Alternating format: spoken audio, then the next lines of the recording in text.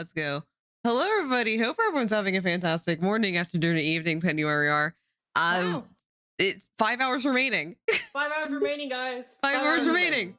God, 5 hours God. remaining. Oh god, oh god, oh god. Oh god, 5 hours remaining. Yeah, welcome in for the Undertaker and Mon as always. But yeah, today should be the final stream for Victor's route because we're like near where the ending is. So probably be ending today. Otherwise, it'll look really silly if I put final in the title. It doesn't end up being the final one. Yeah.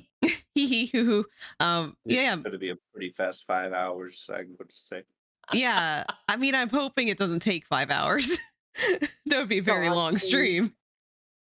But yeah, my name is Nur. I voice Adrak as well as handling all narration.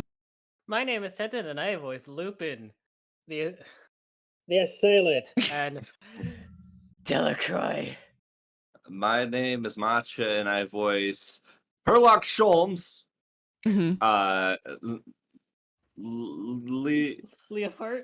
Leonhardt, Saint Germain, as well as Abraham Van Helsing. Good job, buddy. Good job. Yeah. My name is Moji, and I will be voicing Victor Frankenstein, Nemo, Alistair, and on the rare occasion, Cece, the cute little puppy dog. And I'm Brevi, and I voice Impy, Finis, the Dead Queen, and Omnibus on rare occasion. Wow. God rest her soul. God rest her soul. God rest her soul. God rest her soul. We squished her. But yeah, last time shit got fucked. The queen's evil. The dead queen is evil. Wow. Yeah. And also the colonizer would have been evil. I was about to say something, god damn it. Also colonization. But it's actually like canon in this universe because Nemo. Confidence. Oh. No confidence. Confidence. Can't have no confidence. I got no confidence in the queen. But yeah, last time, like right at the end, we got captured by Alistair, who also fucking shows up in this route. Like completely forgot that he shows up in this route. Alistair, for one of the like main important parts to like Van Helsing's, he shows up in a lot of other people's like ending routes. Yeah, it's weird. I completely forgot because like I thought he only had a big part in Van Helsing's route, but I guess I was wrong. He is the head of Twilight under Finis. That's true. But also I don't remember anything about this game. Don't say anything about Alistair wanting a route. You don't know what you're talking. You don't know what you're speaking into existence. That's a hit for another game. Huh? Play Dragon Age Origins. Cool. That's a good boy. Don't compare them. That's a very good boy. But yeah, in one of the fan discs, there is a CG of Alistair because villain route happens. Anyway, 5 hours remaining. 5 hours remaining. When is the moon gonna drop? Did my Switch freeze? Oh. Okay. Well, 5 hours remaining. 5 hours remaining. Whoa. Speed lines. 1 hour has already passed. You okay there, brother? No. There's so little time. Can't even get his inhaler. He has 3 hours to find and bring back the Zicterium. 3 hours. Not enough time to think of a strategy, but still too soon to give up. I need to hurry. Do you skip cardio? Always. He wipes sweat off his forehead and continues to run, wheezing the entire time. It all comes down to the fact that he needs Zicterium to save Adrak. Oh shit, it's Adrak. Hi, Adrak. Victor doesn't think that getting a hold of Zicterium will guarantee them any form of safety. But if he doesn't bring it back, Adrak will definitely be killed. Then he'll focus on saving Adrak for now. He'll think about the rest later. That's the conclusion he arrives at. It's not much of a plan, but he can't think of anything better. Damn it. I'm so pathetic. As he runs, a conflict swirls in his mind like a storm. Just as she had said, there's only one reason Alistair would want the Zicterium for. to use it as a weapon. Whatever his plan for the Zicterium is, the result is clear. War flashback. The nightmare of 2 years ago is just going to be repeated. That's what needs to be avoided at all costs. Above all else, it needs to be stopped no matter what the sacrifice. There's only one effective means to go about this. I have to find the Zicterium and destroy it wherever it is. It should be easy. Many lives will be spared as a result. Only a short while ago, he would have been able to do this without hesitation. But Victor puts a hand to his chest as he runs. Adrak's smile, her angry and sad expressions. His head is overflowing with memories of her not understanding anything, of her being very confused about what's going on. All he wants to do is save her. Save her no matter what. She didn't run away from him even after hearing everything. When she said she loved him, all he wanted to do was embrace her right then and there. I have to destroy the Zicterium and save her as well. The logical part of his mind is screaming that it's impossible, but all he can do for now is push the voices aside and run.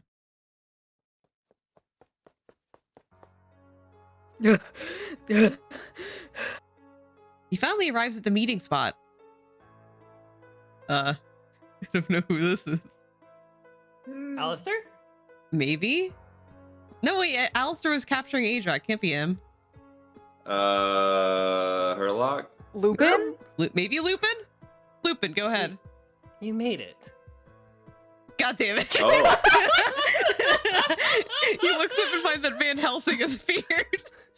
Looks like with a silhouette of Lupin. Yeah. I knew I was like not gonna go get a coffee. I'm like, one of my characters gonna show up like in the 5 seconds. Yeah. Van Helsing. Where's everybody else? I killed them. Oh, what? Impy was concerned about the explosion and went looking for you two. Lupin and the Count have gone ahead to where the Zicterium is being stored. There's not much time left, so we're all acting separately. You located it? Yeah. We went to the place we discussed before. The researcher himself was dead. We found a note. He written down the whereabouts of the Zicterium. It was all a little too easy. But all we can do now is thank our luck. I see. He breathes a sigh of relief. There's no telling what would have happened to Adrak if they hadn't found the location of Zicterium. Van Helsing narrows his eyes. And where is she? Wasn't it your job to look into ways to treat her? Why are you alone? Van Helsing doesn't mince words. Victor hesitates. If he isn't careful and says something to cause Van Helsing to catch on, Adrak's life will be in danger. The best thing would be to tell him everything, including what has happened to Adrak. In that case... We actually figured out how to treat her. What? That's good news. The poison in Zicterium has the effect of stopping the Horologium's transformation. Oh shit. Whoa. As Victor speaks, he quietly taps the back of his hand with his finger. He's using Morse code. Do you know what Morse code is? No, please. Oh, Who's God. Morse and why do I care about his code? A simple code that uses long and short bursts to transmit English letters. It can be used in many situations. But it's transforming faster than we thought. She needs to be treated within the next 3 hours. As he says this, he quietly spells out the situation. His greatest concern is that the men watching him will catch on. But fortunately, they haven't noticed yet. Adrak taken hostage. Being watched now. They hear everything. Huh. Van Helsing's eyes narrow slightly. He's probably realized what's going on. Victor had hoped that Van Helsing, being a former member of Twilight, would recognize Morse code and be able to understand him. It seems he was right. I see. So we can save her if we get the Zicterium. Need to give them Zicterium in 3 hours, or she dies. Exactly. Where is it? Ellipses. Van Helsing, please tell me. It's very important. Being threatened to tell location. It's underground near Buckingham Palace. Hurry. Hurry. We don't have much time. You're right. Victor starts to run, following Van Helsing. He hasn't come to a conclusion about what needs to be done, but for right now, he focuses on running as fast as he can to where the Zicterium has been hidden. I can't believe I Can't named the read Morse PFUOD code. MC Victor Van Helsing. We're having war flashbacks of people calling me Victor Van Helsing. Victor Van Helsing. 4 hours remaining. That was a quick hour. Wow. Yeah, I thought it said we Damn. only had 3 hours. No, we have 4 hours now. I thought we had 7 hours. We had 5 hours, and then it said it's an hour later. Like an hour later, like immediately it said an hour later. Yeah. I can see the star shining through the window, though. Well, I've been restrained by a thick rope tying me to a wooden chair and am unable to move. They've tied me up, gloves and all, so I'm not even able to use my poison to melt my way out like it did at the palace. It feels like it has been a long time since I was brought here. I don't know what the exact time is. Feels like it's been an hour, though. I wonder how Victor's doing. I hear a knock at the door. Excuse me?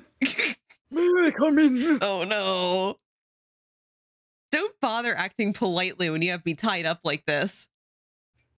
I'll take that as a yes, young lady. Jesus Christ. Oh, are you feeling a little bit tied up right now? I'm not laughing at your free. jokes. Yes, this is fine. Feel free to call on me at any time should you start feeling a bit unwell. If your condition changes, life will no longer be able to exist within London and London itself. Yeah, I don't want to rope in London at all, right? It would be a What? yes. Would you care for some music? Jaunty little tune. It's something of a hobby of mine. I have the latest phonograph in this room. God. Do we know what a phonograph is, guys? Yes. I don't know what a phonograph is. Ah. I know what a stereoscope is because of Ace Attorney. Whoa.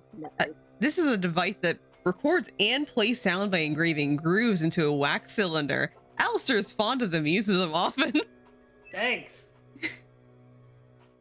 Listen, I think the phonograph was Isaac's greatest invention. Not me. Well, no. It's like a portable orchestra. It's really made the beauty of music much more accessible. I like everything from nursery rhymes to classical music. I have quite a wide range of taste. Jesus. I do enjoy flashy things from time to time. There are a few intense songs that I do enjoy as well.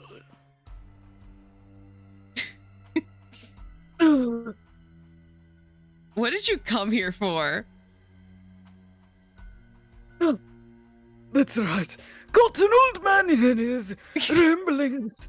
I tend to go off on tangents when discussing my interests. Okay. It would appear that Dr. Frankenstein has figured out where the Zicterium is. Is it in your phonograph? Because is that why you're talking about it so much? No, unfortunately. So they found it. Aren't you happy? This means you are saved.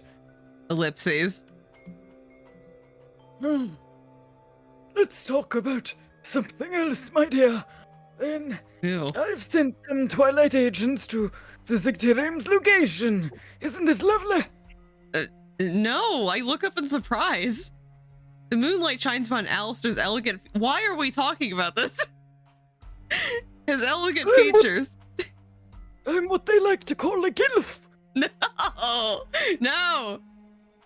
Why? Why are you a gilf? Weren't you gonna have Victor bring it to you? Oh. Even if Dr. Frankenstein does comply with our commands, it doesn't mean his friends will. What are you saying? I'm going to kill them. Oh, I throw myself at him without thinking, forgetting that I've been tied up and my chair falls over. Oh, did that hurt? I'm just saying that one can never be too careful. Alistair carefully rights the chair along with me. I won't let you kill everyone.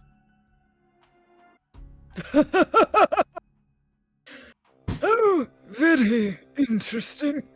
You're supposed to be a soulless doll, yet your eyes are so full of anger. Is the anger within you right now real? Or are you just pretending to be angry? I'm very angry.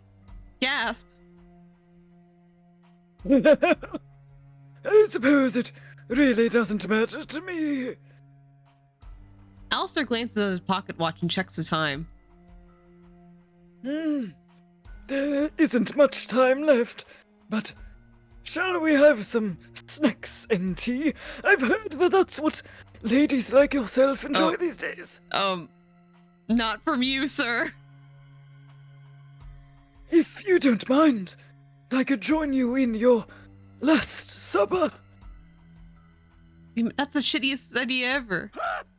Oh god, the Z-Man. Help, please. I need the Z-Man. He could never help you. With this, Alistair leaves the room. I'm alone again. The room is quiet and I can't hear anything from outside. It's twilight. Are they still guarding this room? Oh god, I hear them. My condition is gradually worsening. At this rate, I may not be able to move around for long. Well, I mean, you're not moving Okay. at all. Okay, so are we gonna wait or search for a way out? If you go into the channel point redeems, you can select grab our controller, and yeah. Or roll a d20 to determine Adrak's fate in the story. Yeah. Because that's helped us so much before. Stares at Victor Van Helsing. That's fine. That's I fine. died. No, he got better. Rolling. All right, I have the walkthrough pulled up. Oh shit. Oh, Pretty Undertaker, what do you want to do? Oh, What are we doing? Are we waiting or searching for a way out? Are we busting out of here or just sitting here? Get on out of there. All right, we're gonna search for a way out. I'm going to find a way out of here. As long as I'm held captive, Victor and the others will be forced to tread cautiously. Good choice, by the way. The other one leads to death. oh god.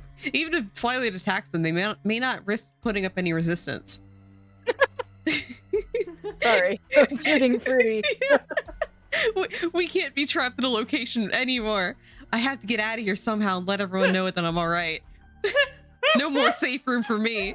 The gloves have been tightly secured to my arms, so it doesn't seem like I can get out either of them off. Still, that doesn't rule out any chances I have of escaping. There's something Alistair doesn't know. I've been trained by the others, each of them masters in their particular crafts. I've been continuing to train to maintain these skills. If Victor isn't giving up, I can't give up either. It's times like these I really have to calmly observe the situation. First, there are no signs of people nearby. Is there anything I can use in this room? I've been trained by the others. Takes out salt shooting shotgun. There. There's a gear meant for use in some kind of steam engine up against the wall. Looks very sharp. I can use that. I struggled to drag the chair close to it, still tied it into it, and managed to raise my body enough to press my wrist to the gear. I don't expect to cut the rope with this. I intend to scratch my wrist with it and melt the rope using the poison of my blood. Ow! I endure the slight pain and feel some blood trickling down onto my skin. Now all I can do is wait for the poison to melt through the rope. Wait a But- minute. Isn't the thing that she would have melted the cog, like before it cut her skin? Yeah. Oh, anyway, I'm confused. That's strange. The rope isn't melting. Usually my poison would melt something like this rope without any issues. Is the poison weakening? That might be a precursor to the ha-ha-ha-ha's transformation. With this option for escape taken away from me, I panic for a moment, but if I can't use the poison, I'll escape from the rope using the techniques Lupin taught me. I move my hand and start shifting the rope little by little, taking my time, slowly. I focus on getting free, but in the back of my mind, I can't stop thinking about Victor. Anyway, 3 hours left. 3. Bruh. Less than 3 hours left.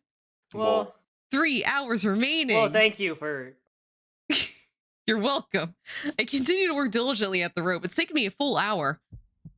My condition starts to worsen. I feel dizziness and a headache as the heat from the ha-ha-ha intensifies in my chest.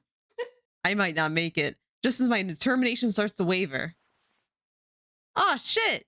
My right hand is freed. I did it! Don't say it out loud. With one hand free, the rest is easy. I quickly untie the rope and stand up. I hurriedly check the time and see that there's a little under 3 hours left. In 3 hours, I check the watch again to make sure. I need to take action right away to get myself out of here. I look out the window. Looks like I'm on the 2nd floor. Judging from the skyline, this must be somewhere in Midtown. After trying several times to open the window to no avail, I push the heavy furniture in front of the door to block it.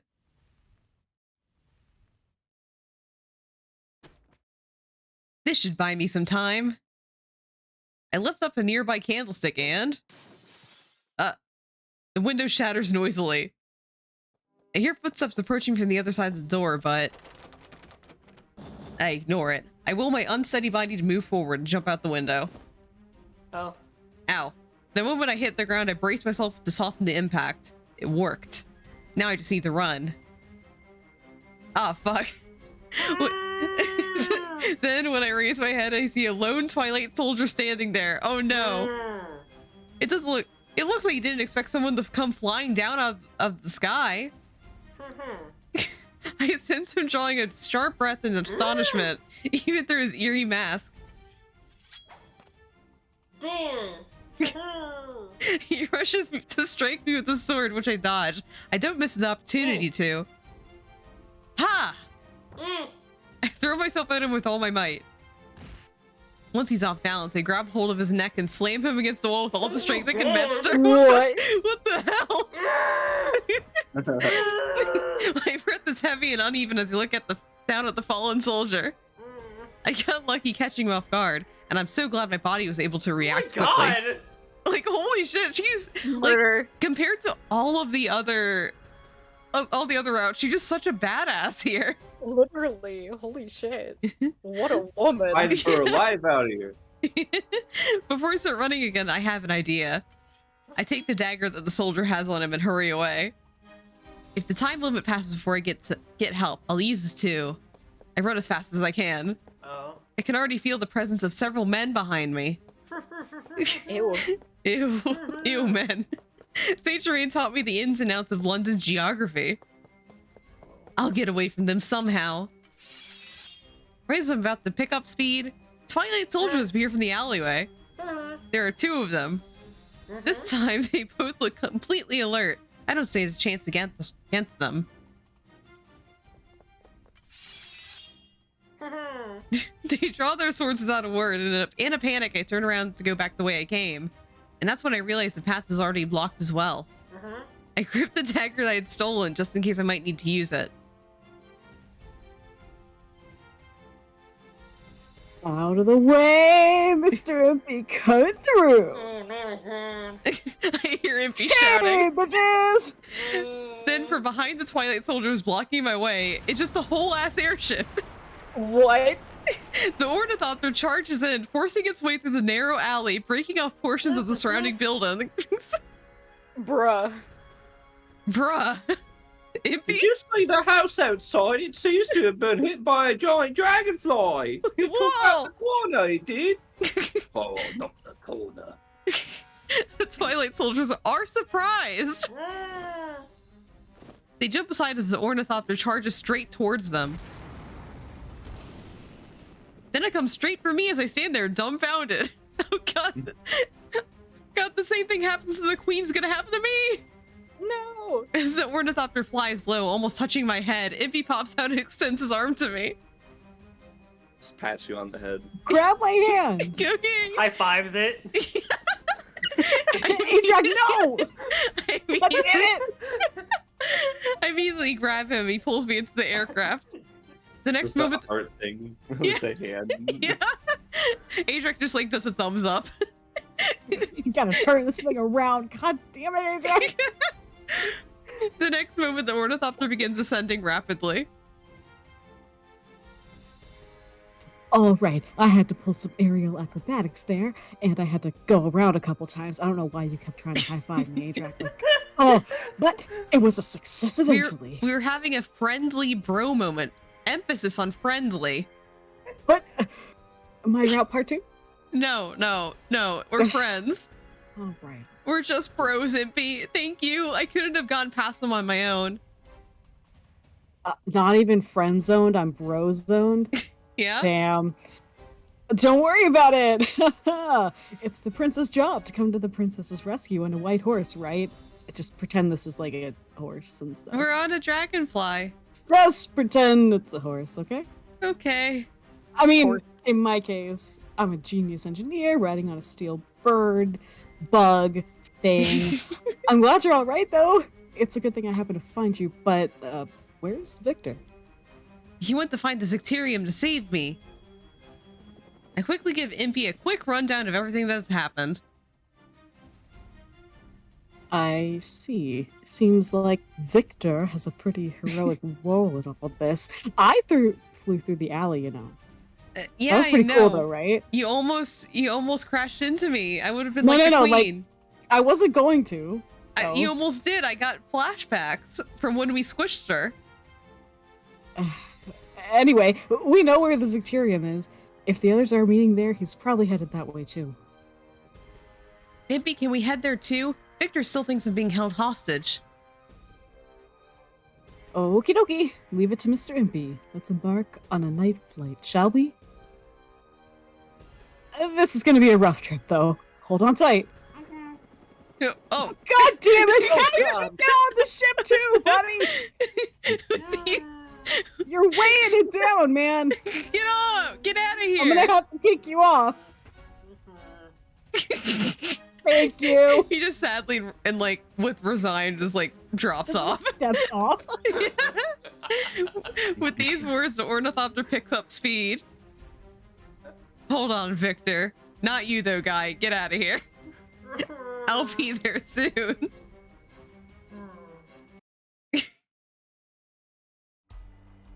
Victor can't help but draw in a breath in surprise as he first arrives. Immensely high ceilings are supported by a countless number of thick pillars that stretch towards the roof. This huge space has no decorations at all and has an almost mystical feel about it. So this is the place, the facility that supposedly created the store's Zicterium. Who would have thought there would be a space like this directly beneath London? Except for maybe London himself. We don't have the time to stand around admiring the view. Let's find Lupin and the others. Yeah, you're right. As he walks along with Van Helsing, Victor checks his pocket watch. He had set his own watch to match the time on Adrax. It's true, there isn't much time left. 3 hours remain until the ha-ha-ha transforms. And only 1 hour remains until the time Alistair said he would kill her. We need to hurry. As he whispers this, two familiar faces appear before him. Hey, good to see you. Did you find the Zicterium? I was ready, the voice. No, not yet. I found this burger though, but we've What? looked everywhere, but we can't figure out how to get past those huge doors, so we can't move forward. That's why Uber's to McDonald's. Lupin points to a ridiculously large set of doors in the center of the rear wall.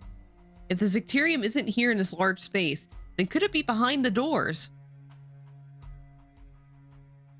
There has to be some way to get them open. We've tried everything, but they won't so much as budge. Maybe they are a pull door and not a push door. You tried that. Oh. There is Victor. Isn't our lady with you? About that. Victor glances over at Van Helsing. While Victor gives a fake explanation, Van Helsing uses Morse code to communicate the truth to the others. All of them understand this. You tapped my hand. I see. So that's the key to treating her poison. All the more reason why we need to get a hold of it. Suddenly, Lupin raises an arm, signaling to everyone. Oh, In response, Van Helsing and Saint Germain begin looking around them. Guys, what is it? it looks like Twilight has decided that our job here is done. They either followed us or came in ahead, or no Morse code. Either way, it's not just a couple of them we're dealing with here. Oh, that wasn't a comment. What? How could that be? Victor, behind you. He fell Before from the sky. Oh no! Before Soldier's sword can pierce Victor, Saint Germain grabs him and leaps backward. Even while the Count is saving him, Victor takes a test tube from his coat and immediately lobs it at the enemy soldiers. You? A flash of light floods the space around them, and smoke fills the area in a matter of seconds. Whoa! Nice one, Victor. I like what you got there. Nice test tubes, too. Taking care not to inhale the smoke, they take cover behind some pillars. Van Helsing stands beside Victor, ready to fight. Victor, looks like they don't intend on keeping to their end of your bargain. What do you want to do? Van Helsing is right. If Twilight is going to attack them directly, there's no need for Victor to hold his promise and hold back on them. But still... We need to avoid antagonizing them if we can help it. They've got her. Whoa! Whoa! Whoa! We've got a party approaching. This party's getting crazy! Oh, We don't shit, stand is a that- chance if we don't fight back. The party's just too intense. Lupin shouts over them when he hides behind an adjacent pillar. I know, but...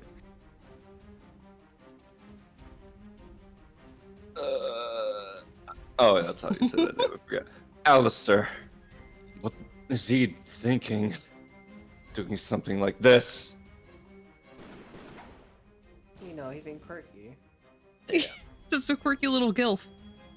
They put up a minimum of resistance to hold the soldiers back, while Victor tries desperately to think, how can they get the upper hand here? Victor looks at the transmitter he had clipped to his clothing. It looks like they've turned off the transmission, judging that he is no longer of any use to them. Alistair just using his device to keep tabs on him and where he was. That's when he has an idea. Van Helsing, I'd like to ask you something about Twilight's chain of command. Their chain of command? What about it? What happens if something unexpected occurs without a commanding officer present? Are soldiers in the field allowed to act as they see fit? Is this really a relevant question right now? Or Van Helsing doesn't look at Victor as he responds, instead squinting into the half-darkness as he fires at Twilight soldiers. Yes, it's very important. Are you really, really sure? Twilight isn't monolithic, but at least if this is a unit under Alistair's command, they wouldn't act on their own. Even if he's not here in person, he's probably able to show some flexibility as the soldiers relay information to him. I see. In that case, He has all the information he needs. Van Helsing, cover me for a minute. With just this, he jumps out from behind the pillar without even waiting for a response. Alistair, I want to negotiate.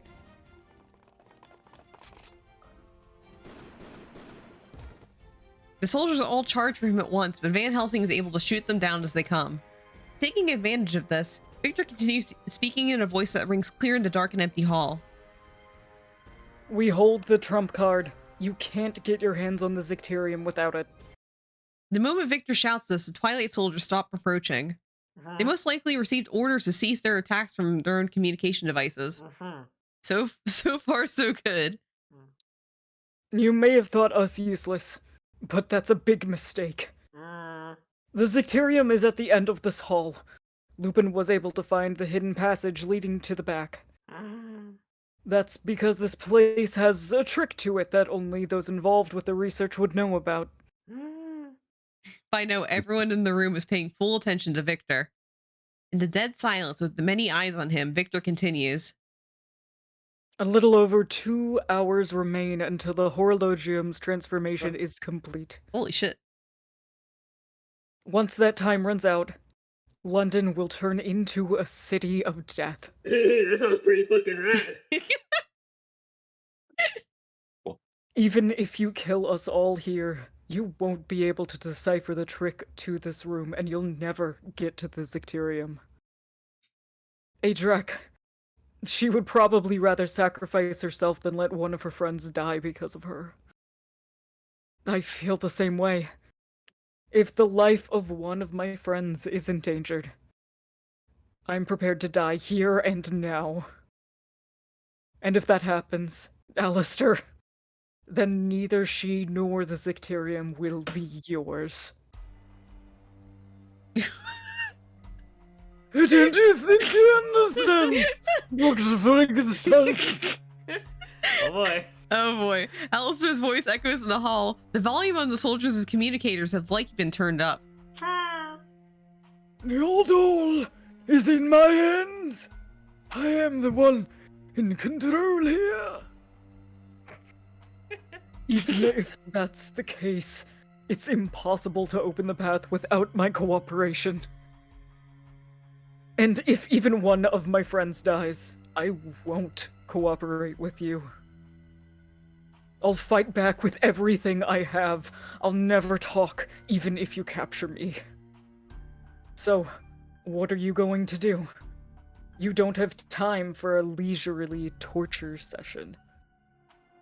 Or shall we all die together here in London? With London. Of course, Victor has absolutely no intention of abandoning her. However, if he allows Alistair to have his way here, his friends will die and he won't be able to save Adrak.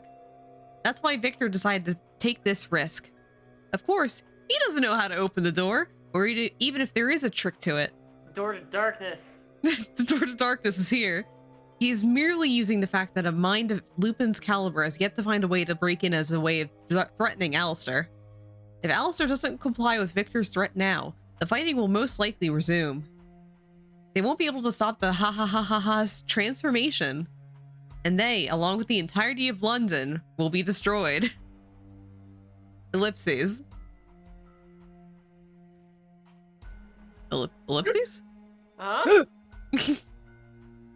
Alistair, answer me now. Fine! Let's hear what do you have to say.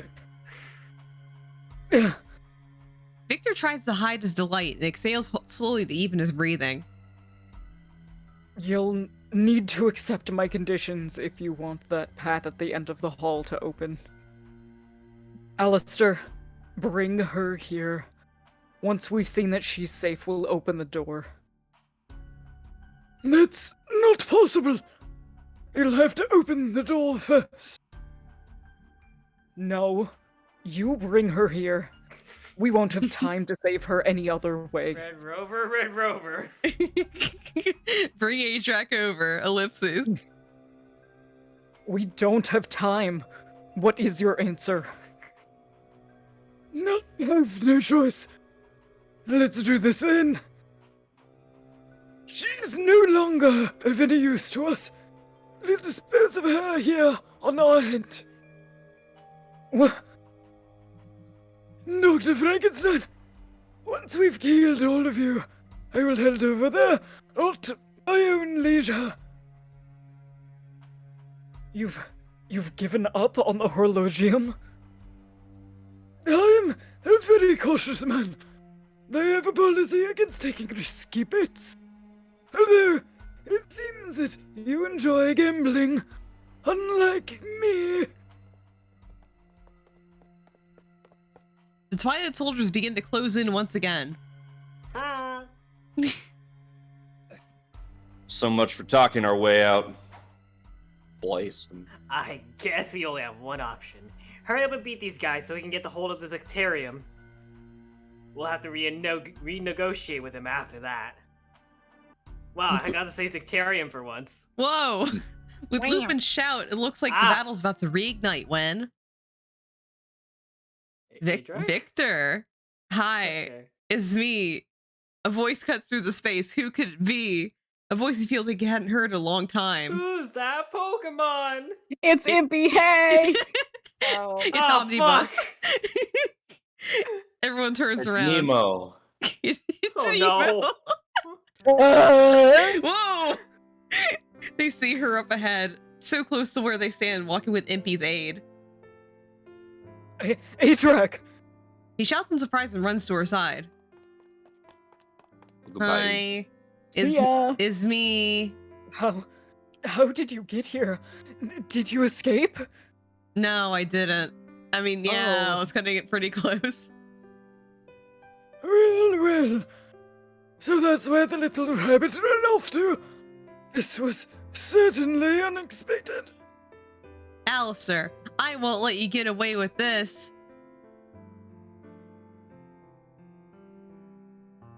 Ha! Oh. If you're no longer a hostage, that makes things simple. There's no need to hold back anymore. I'm activating my Chuny powers. Oh shit. Colonel, turn off my cringe inhibitors. Alistair, I don't know what you're thinking, but if you plan to get in our way, I won't show your men any mercy. Mhm. It's been a while since we've all been together like this, huh? Feel like there was a whole other game in between or something. Can't really enjoy the moment with all these enemies around, though. Everyone, it's fine to be in high spirits, but just make sure not to get hurt. Do you understand? With the You'll rest never of understand. What is his hair? with the rest of the group gathered behind him, Victor speaks with confidants. No confidants. You've lost, Alistair. Lost. I see. We still hold an overwhelming advantage in numbers. You never cease to entertain me. Fine, go ahead. The Twilight soldiers and Victor's group square off against each other. Victor holds Adrak in a tight embrace and puts his feelings into words. Now that you're by my side, I'm not afraid of anything. You give me, and all of us, strength. I'm so glad you're safe. He smiles broadly and Adrak's cheeks redden slightly. Third person syndrome. Then, just as it seems the intense fighting is about to resume, Alistair steps away from his communication device, listening intently to the sound coming from the speaker of his phonograph. I lost. Well, interesting. As he smiles to himself, there's a loud knock at the door.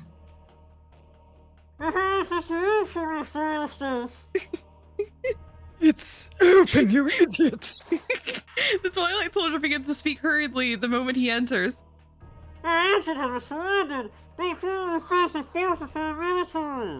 Alistair furrows his brow.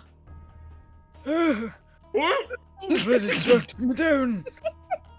The queen is smarter than I gave her credit for.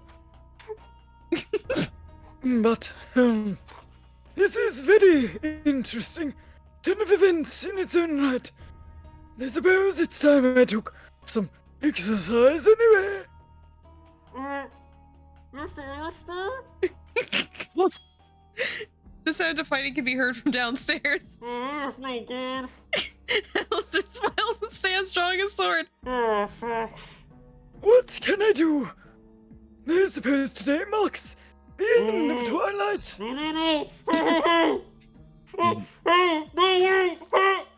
Alistair's sword runs the man through before he can finish his question.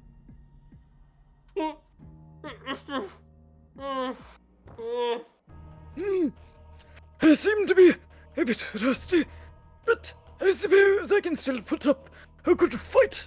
I am a gilf after all. You missed the enemy, Mr. Alistair. With the soldier's blood splattered on his clothing, Alistair smiles, satisfied. It might be best for him to retreat from the front of the stage for the time being. Oh, No, I wonder how much damage I can do against the Queen's veteran troops. He leaves the room, still covered in blood, but in good spirits, even humming a song to himself. What song, Reese? Is he humming? I wonder if they're any better than Van Helsing. In mere moments, he no. kills a number of soldiers and breaks through the blockade and vanishes from the center stage of history. He's humming Barbie Girl. Yeah.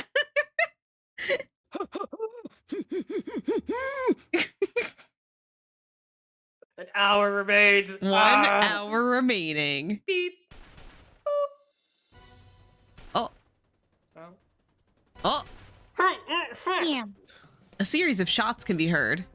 The Twilight soldiers fall one after another against a sudden violent attack from the massive government forces. Oh, hey. Twilight is a rebel army and an enemy of our nation. Do not hesitate to destroy them.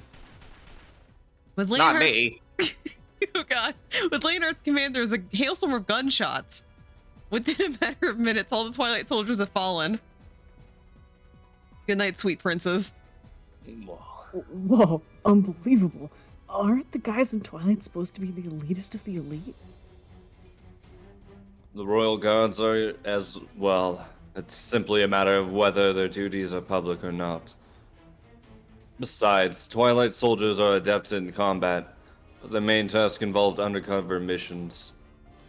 It's only natural that the Royal Guard would have an advantage on a head-to-head clash.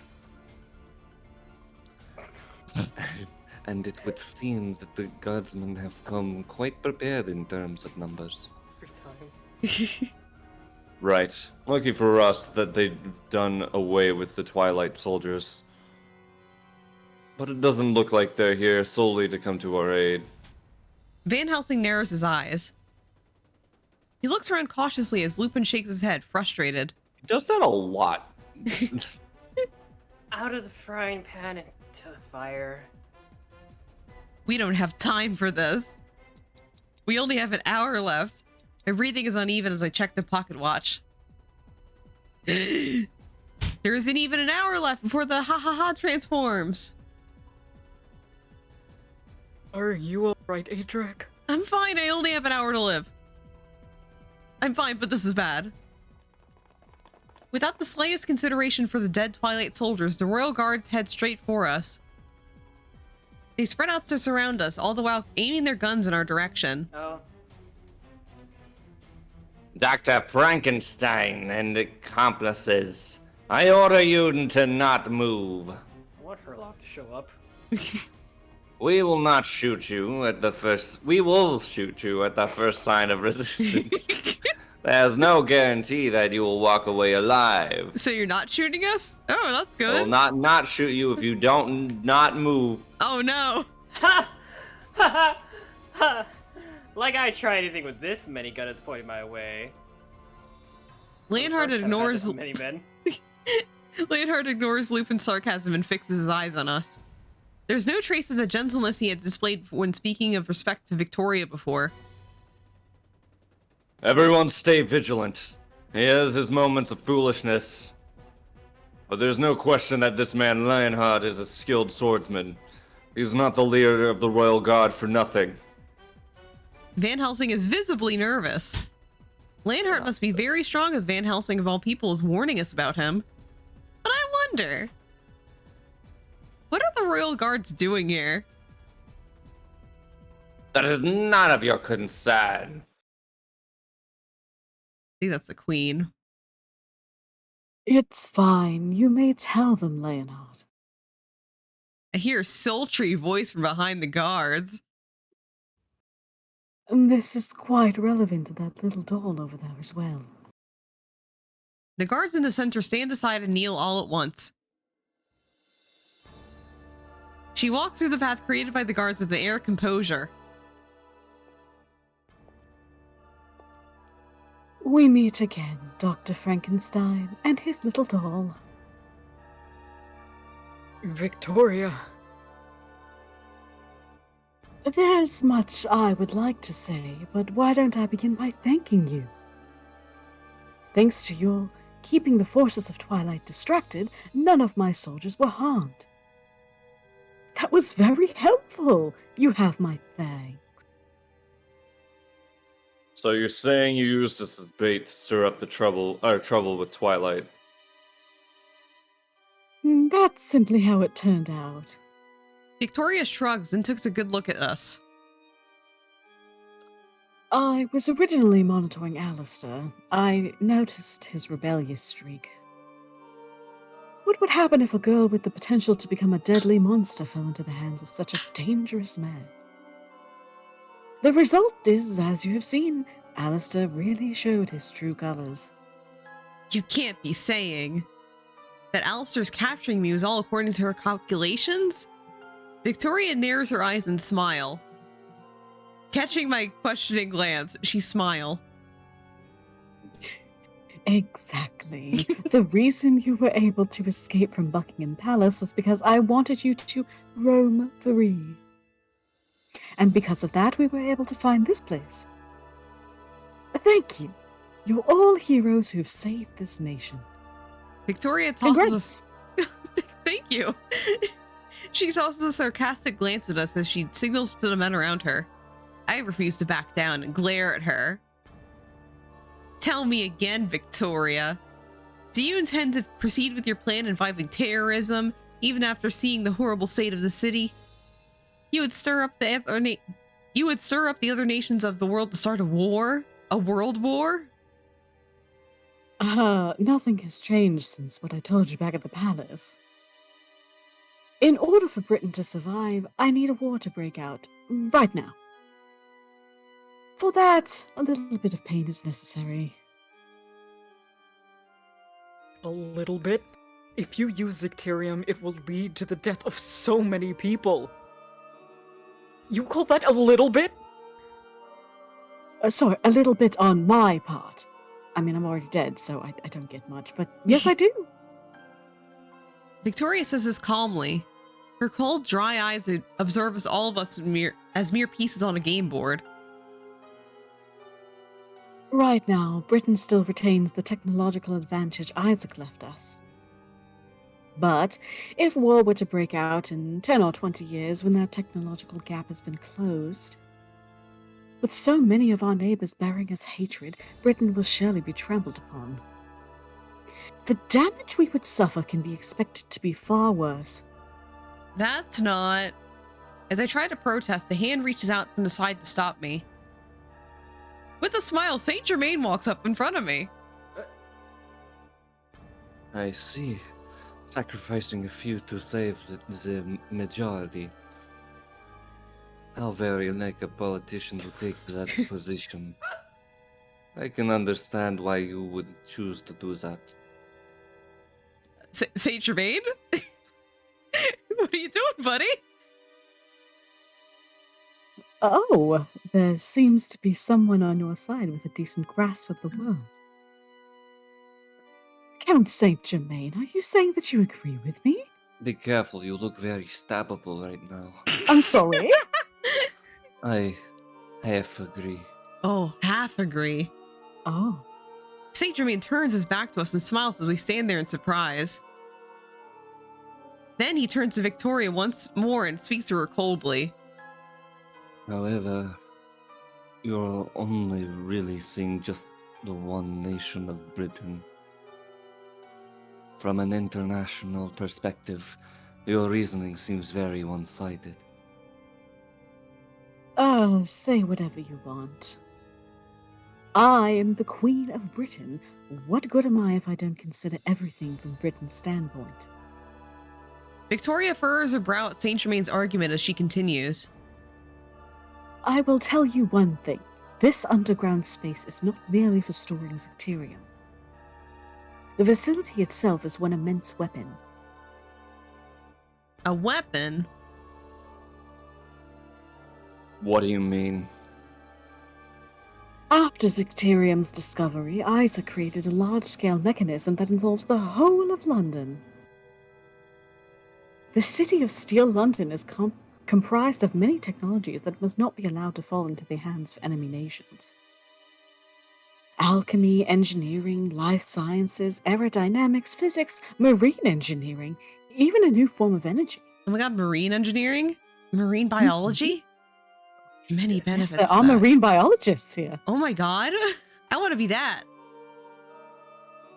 This city has accumulated knowledge and technology far beyond the reach of any other nation in a number of fields. He'd tell you if you just asked him, but nobody ever asks. So the city is designed to prevent it from being taken by enemy nations, no matter what price might be paid. Not the price of the marine stuff. At the price of sharks? If it must. No! Victor grows pale as he suddenly comes to realization. Do you Isn't it- like sharks, Victor? I'm sorry. Oh no! His next words are uttered in a trembling voice filled with shock and fear. Is this a device to spread Zecterium across the entire country? Yes, even to the sharks. No! A Zecterium self-destruct device of sorts. It's what I've been searching for all along. London and its residents will need to be sacrificed as the prelude to a world war. Sorry, London. Oh. God damn it. You're gonna destroy all of London to pull the trigger on a worldwide war? Are you serious? Why would I jest about this? That's aberrant. History will never forgive you for this. I have no intention of being forgiven. I'll most likely be tortured for eternity in the flames of hell. When I get there, I'm here for a little while, so. Victoria smiles beautifully. Her smile is so calm and collected that it gives me chills. Many in London will die because of this. But the Zecterium poison will dissipate within a few days. And those who remain will seek the path of revenge and harbor hatred against the other terrorist nations. And that hatred will lead to war. Is that how you see it? It's an absolutely evil plan. To think that she would be willing to destroy her own capital and start war. I know she can't die, but still. The war begins now, even if the damage to London is severe. The overpowering weaponry left behind by Isaac's legacy will lead Britain to victory. Would you say that temporarily losing London is a fair price to pay for that purpose? Myself, Victor, and everyone else. We're all at a loss for words after hearing this horrifying plan. She speaks so matter-of-factly about the sacrifice, but I cannot understand her logic at all. But there's something else even more terrifying. It's that Victoria seems to have no doubts whatsoever that her plan will be effective. Don't you understand? If you activate something like that, the people of London won't be the only ones affected. You will die too. Probably. Maybe. Oh, you sweet summer child. Yes, you would be right if I wasn't crushed by a big ship a few months ago. Not my fault. You were on it, weren't you? But why does that matter? I don't hold a grudge or anything. Certainly not. She tilts her head mockingly as she asks this, and Victor has no response. Mm-hmm. Just like I thought. The plan will be all the more effective if I, the nation's leader, am a victim. I'll just pretend to die again. It serves to stir up more hatred. I have made arrangements that see to it the plan proceeds smoothly even after my second death. Once it begins, it cannot be stopped, no matter who takes the lead. So you don't even care if you lose your own second life? Not really. I'm Queen Victoria, after all, ruler of Great Britain. There's not a single reason for me to mourn the fact that I will be sacrificed for my country. That will finally bring an end to my duties. Much better than getting crushed by a ship anyway. Ellipses. Nobody tell her. Still smiling sweetly, she gazes over at our faces as we stand in silence. However, Victor breaks the silence. Who do you think you are? His face is scrunched up with anger as he spits those words at Victoria. No matter what great justice it serves, killing innocent people is going about... killing innocent people going about their lives should never be considered. Hmm. The anger in Victor's eyes is unmistakable as he glares at her. Victoria simply serves him with a quiet glance. Dr. Frankenstein, I envy you. Envy me? Indeed, you proclaim only what is just and keep your distance from what you know to be wrong. You brandish your righteousness as a weapon, unaware of the great sacrifices that come with justice. Had I the choice, I would have stayed in your position. I didn't want to have to take such responsibility. Victoria? For a fleeting moment, unless I imagined it, Victoria looks sad. But her expression changes in an instant. She slowly begins to walk with Landhart at her side. Oh, by the way, Dr. Frankenstein, the bluff you pulled with Alistair earlier was quite interesting. You did make most of it up, but like all great lies, there is a kernel of truth. She takes out a faintly glowing pendant. This hall has been sealed, quite like Pandora's box, which contained all the evils of the world. And Finis was our one and only Pandora who was capable of opening it. Now that he's dead, the pendant he left behind is the only remaining key. She raises a pendant into the air and it begins to shine brightly. A ray of light pierces through the darkness and shines upon a pattern on the wall. Then the seemingly ordinary wall splits in two, revealing a path leading deeper inside. Is this even real? What kind of amazing technology made this even possible? Was all of this really created by a single scientist? I suspect Beckford was a man who single-handedly changed the history of the world. It probably wasn't any trouble for him. A new and eerie path lies before us, looking for all the world like it who could lead us into the depths of hell. Victoria turns to me as she steps into the path.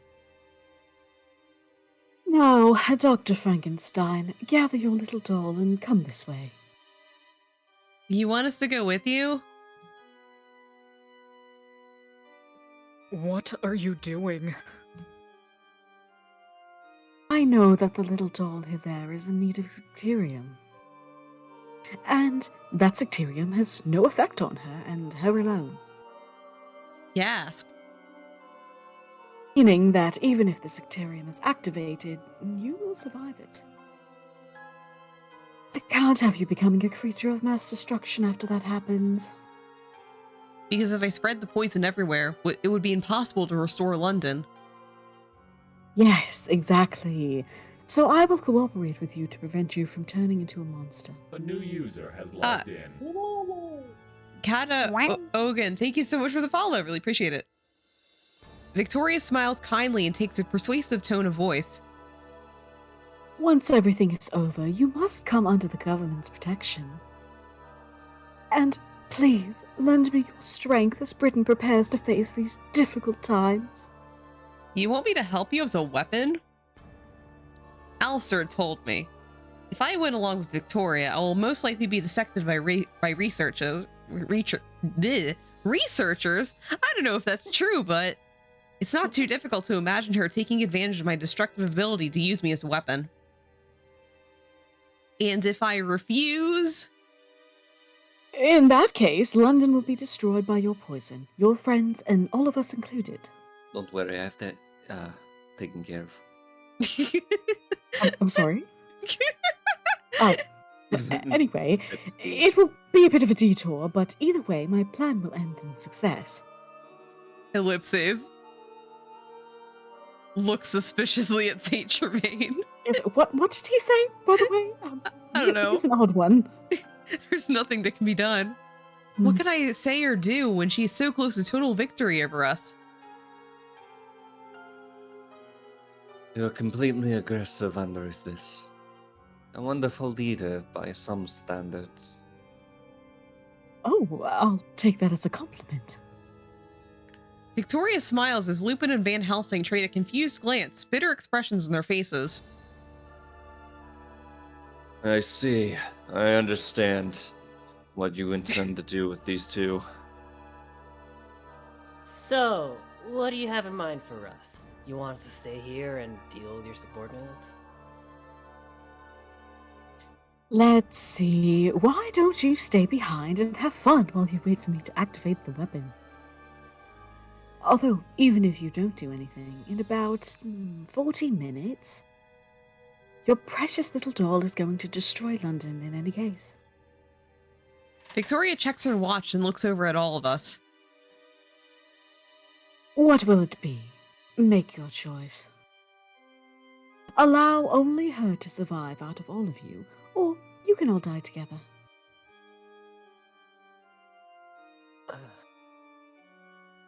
My mind was made up from the start. I opened my mouth to speak before anyone else gets the chance. In my mind, it's completely clear what I should do. I'm not going to obey you. There's no point in me surviving this alone. That's why I'm going to stay with everyone until the end. Adrak. So you've chosen death for you all.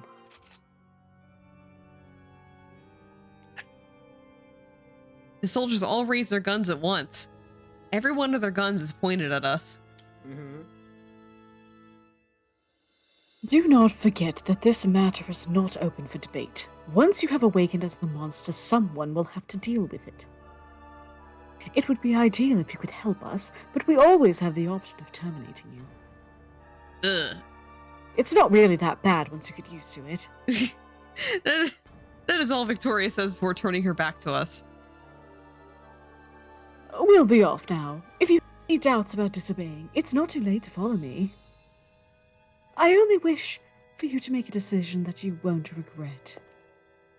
Victoria leaves, taking only Lanhart with her as she goes ahead. We are left behind along with the royal guards aiming their guns at us. Ellipses. Ellipses. Nobody says anything. We all desperately glare at the guards with their guns pointed at us. I don't know what to say, but it seems Victor is the only one among us who does. Among us. Among us. Let's go, Adrak. We have to treat your poison. He says it with determination as he takes my hand. Victor, do you intend on letting only me survive out of all of you, like Victoria said? I glare at him in protest, but he simply stares directly at me. You see, Adrak, I've been thinking all this time. I thought that maybe I was only doing this just to run away from my past. That's not... No, it's a fact that this is how I feel, or felt. I wanted to destroy the Zicterium so I wouldn't have to face my crimes. Victor looks up at the ceiling. But when I found out that Zicterium could be used to save your life,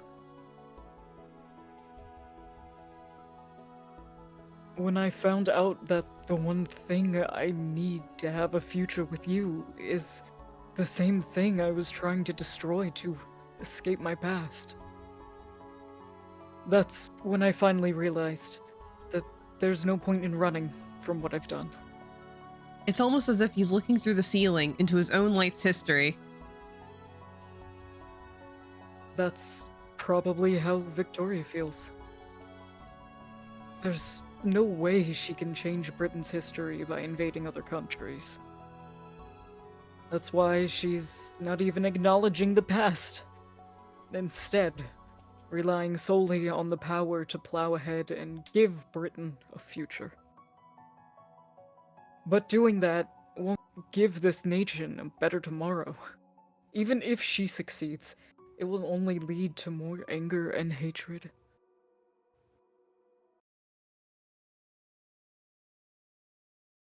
That's how the world has continued repeating the same mistake over and over. Victor. That's why I'm going to stop Victoria. Victor looks back to all of us. I notice that even the royal guards are listening attentively to him. Adrak, I want to atone for what I've done. I want to save you. I'm not going to give anything up. I will stop Victoria no matter what, and save you as well. Victor smiles and holds out his hand to me. So, come with me, Adrak. I gently take his hand and respond with a bright smile. I would go anywhere with you.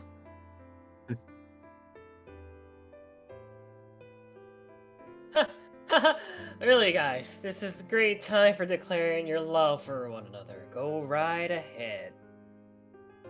Lupin's teasing brings us back to our senses. Go on.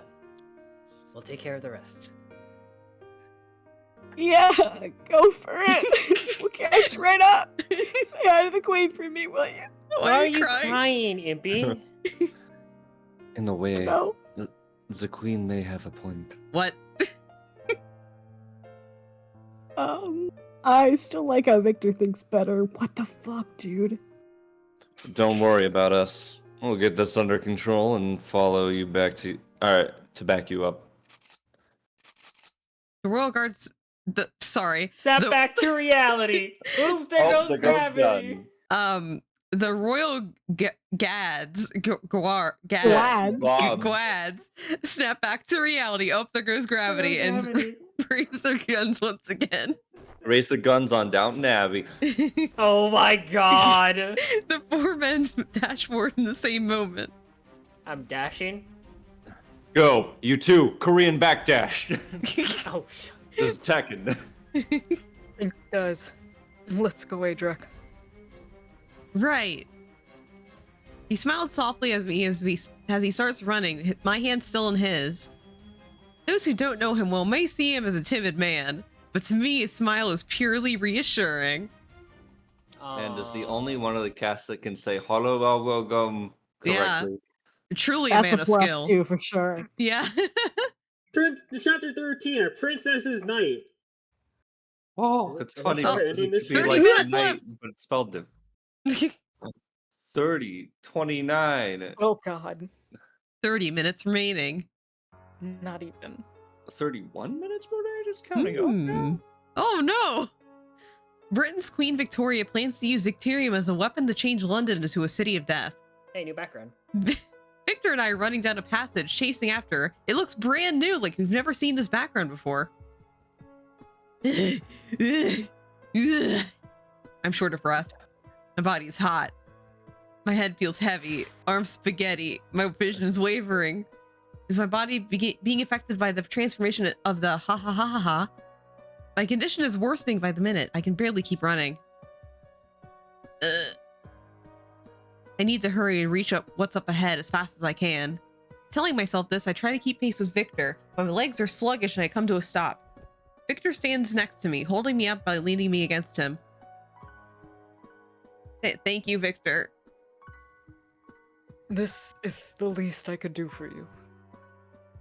I wish I could change places with you so you don't have to suffer anymore. He looks frustrated, grimacing and gritting his teeth. There's just too little time left for me. Only a half hour. Will I become death incarnate, or will they use the Sectarium? Either way, at this rate, London will be destroyed, according to Victoria's plan. There's probably only one way to protect Victor and everyone else. That's right. After we stop Victoria, before I become a monster, I have to... Ellipses.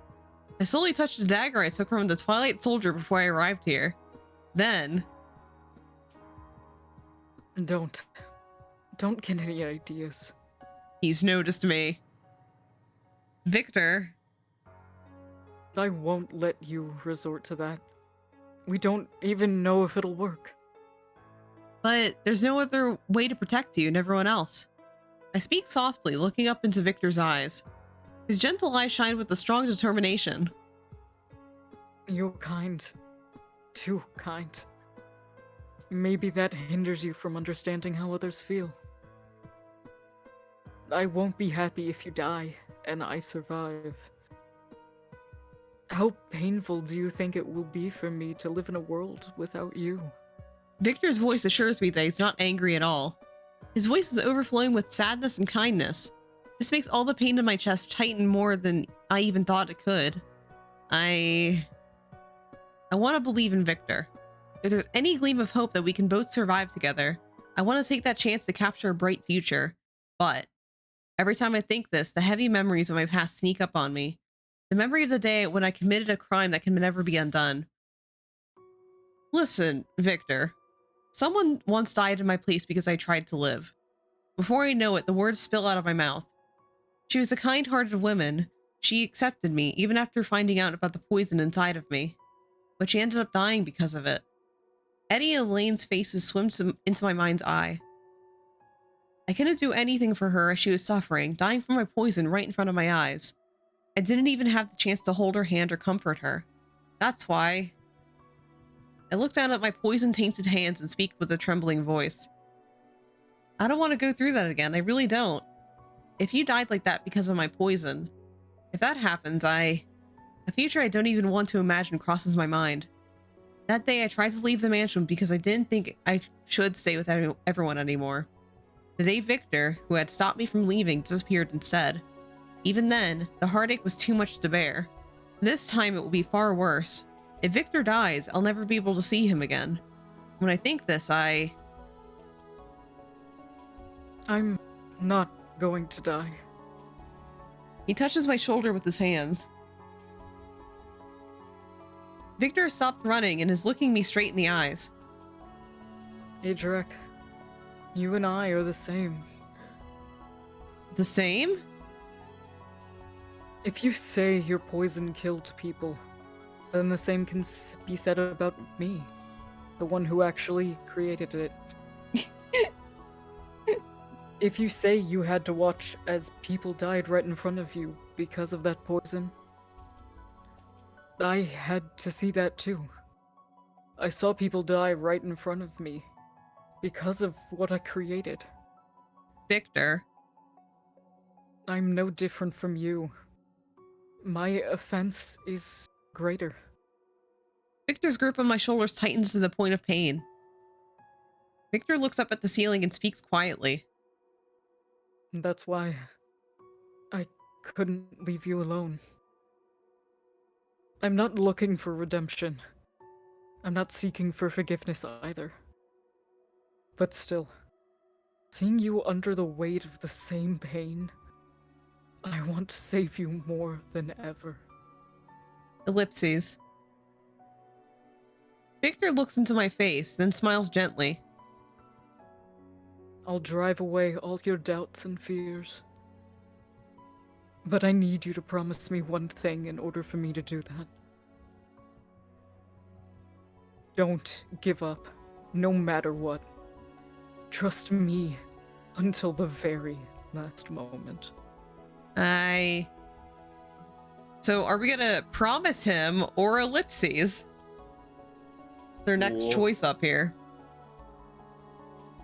So if you want to use the channel point redeems, go ahead. This is gonna be the last random chance of the route. Because the next one's gonna be the route, like, decider.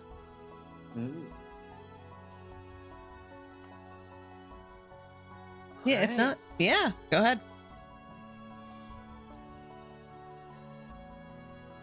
I promise. What? I promise. Well, Can I allow myself to believe again?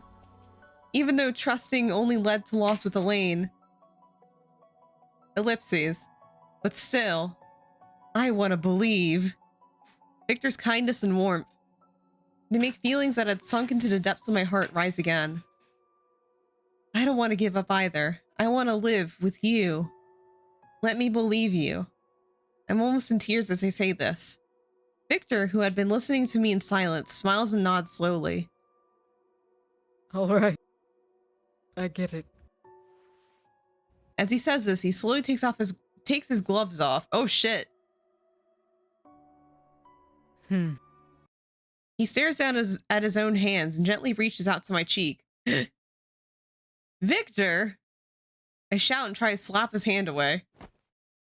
But he forcefully pulls me towards him and places both his hands on my cheeks. What are you? What are you? Aww. A warm, soft feeling of human skin touching my cheek. What? But his hands don't smoke or melt.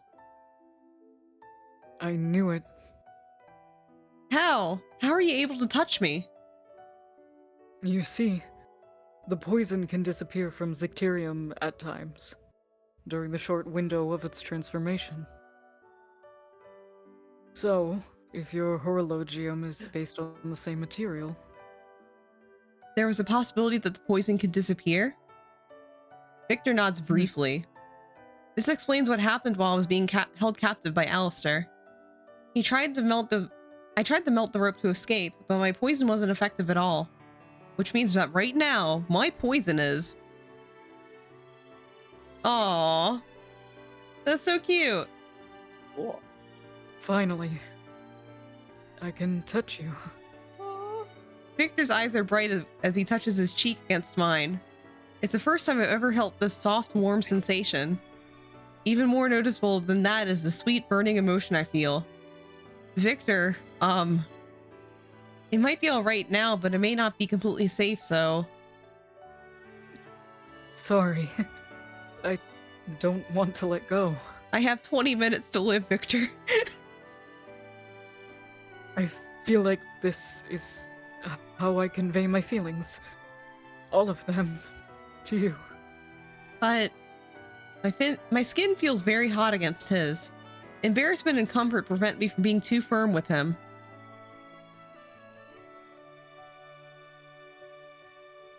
I understand your fears and your past. All of your pain and suffering. I know very well that we can't run from the sins we committed. Right. But it's possible for me to stay here by your side. We can carry that weight together. Victor's voice is taut with emotion as he whispers to me. His words hold nothing but endless love. Just as you said that you didn't care that I'm a criminal, I don't care if you are either. I love you. Ah. Even if you give up on yourself and abandon whatever hope you have. Victor's emotions. I could never abandon you. And his warmth spread throughout my body. Even if you become a monster. I already am one. That wouldn't stop me from loving you. I shouldn't love anyone. You don't need to ask whether you're allowed to love me or not. Are you a mind reader? But if that's the case... I want to save you. And live by your side. That's my only wish. I'm prepared to love him even if it breaks all logic. I don't know what kind of result this choice will lead to. It would be a lie if I say I don't have any doubts about it. This is the first future I've ever wished for myself, In the past, I didn't even have the capacity to imagine a future. I will fight to the ends of the earth to make this vision come true. Really, I just want to stay here in this warm embrace. But we have to get going. There isn't much time left. Victor must have been thinking the same thing, and he starts to put his gloves back on, looking downcast. Yeah. I suppose we should move on. Yeah. I wish you wouldn't look so disappointed. We do need to keep moving. Huh? Did I look that way? Very much so. It was quite adorable. His carefree smile leaves me speechless for a moment. Let's go, Adrak. He gently holds out his hand. I start running, allowing him to pull me and look at him as he leads the way. Watching him, I'm reassured. As long as I'm with him, I'll have nothing to fear. All I need to do is trust in him and keep going forward. 10 minutes have passed.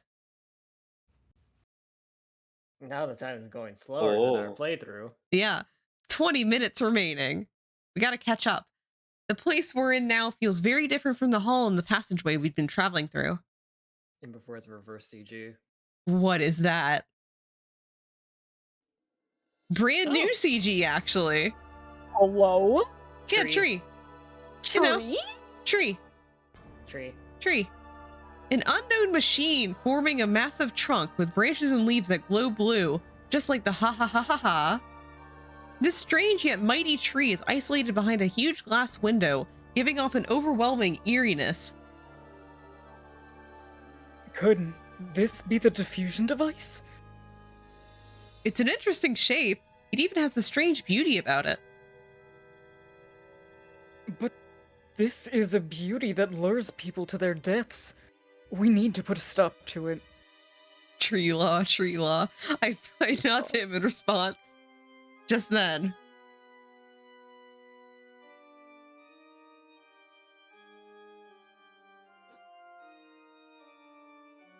Victoria? Hello? Sorry, cat was trying to eat thumbtacks. Oh, Hold no. on 1 second. Oh no! Oh that god, phone call get in the my cat, mouth. get the cat. We can just chill here. Yeah, get the cat. Please. We can just chill here for a while.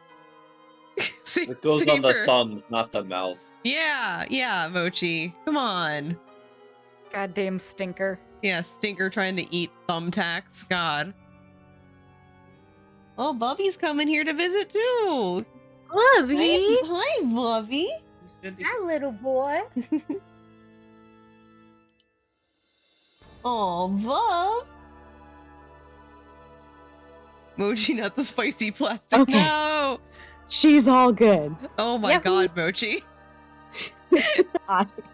Oh my goodness, I love this cat. Anyway, I thought you'd be joining us, Dr. Frankenstein and Little Dog. Victoria. Standing before us is the queen who is attempting to destroy the capital of her own country. As she basks in the glow of the tree, Victoria has an almost divine air about her.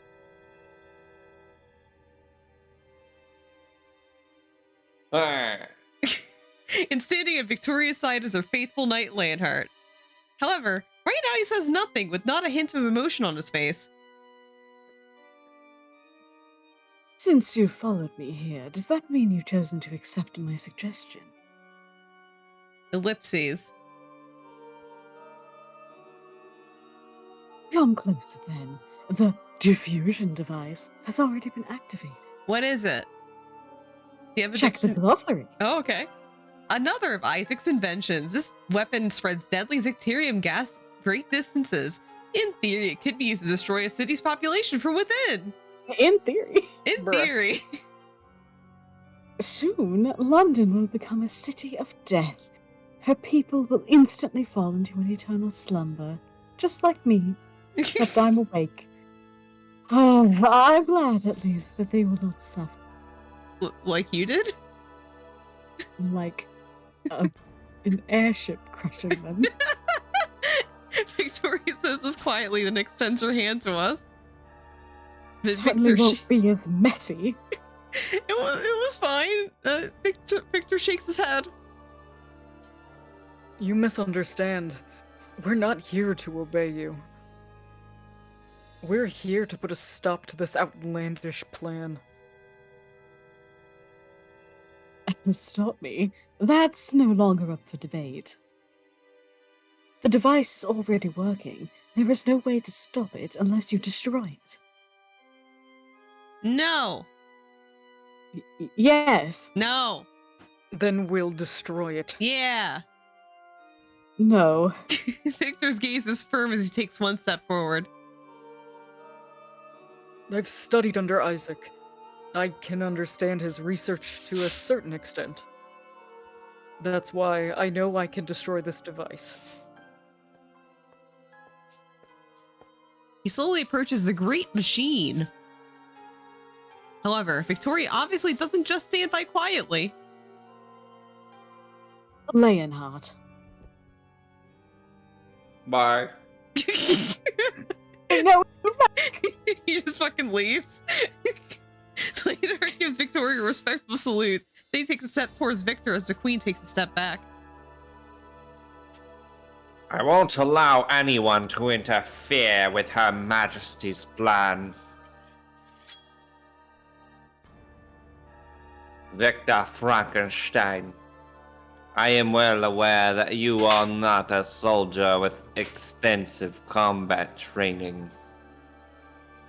But since you have come all this way, prepared to risk your life, I, Rampart Leonhardt, will not show you any mercy.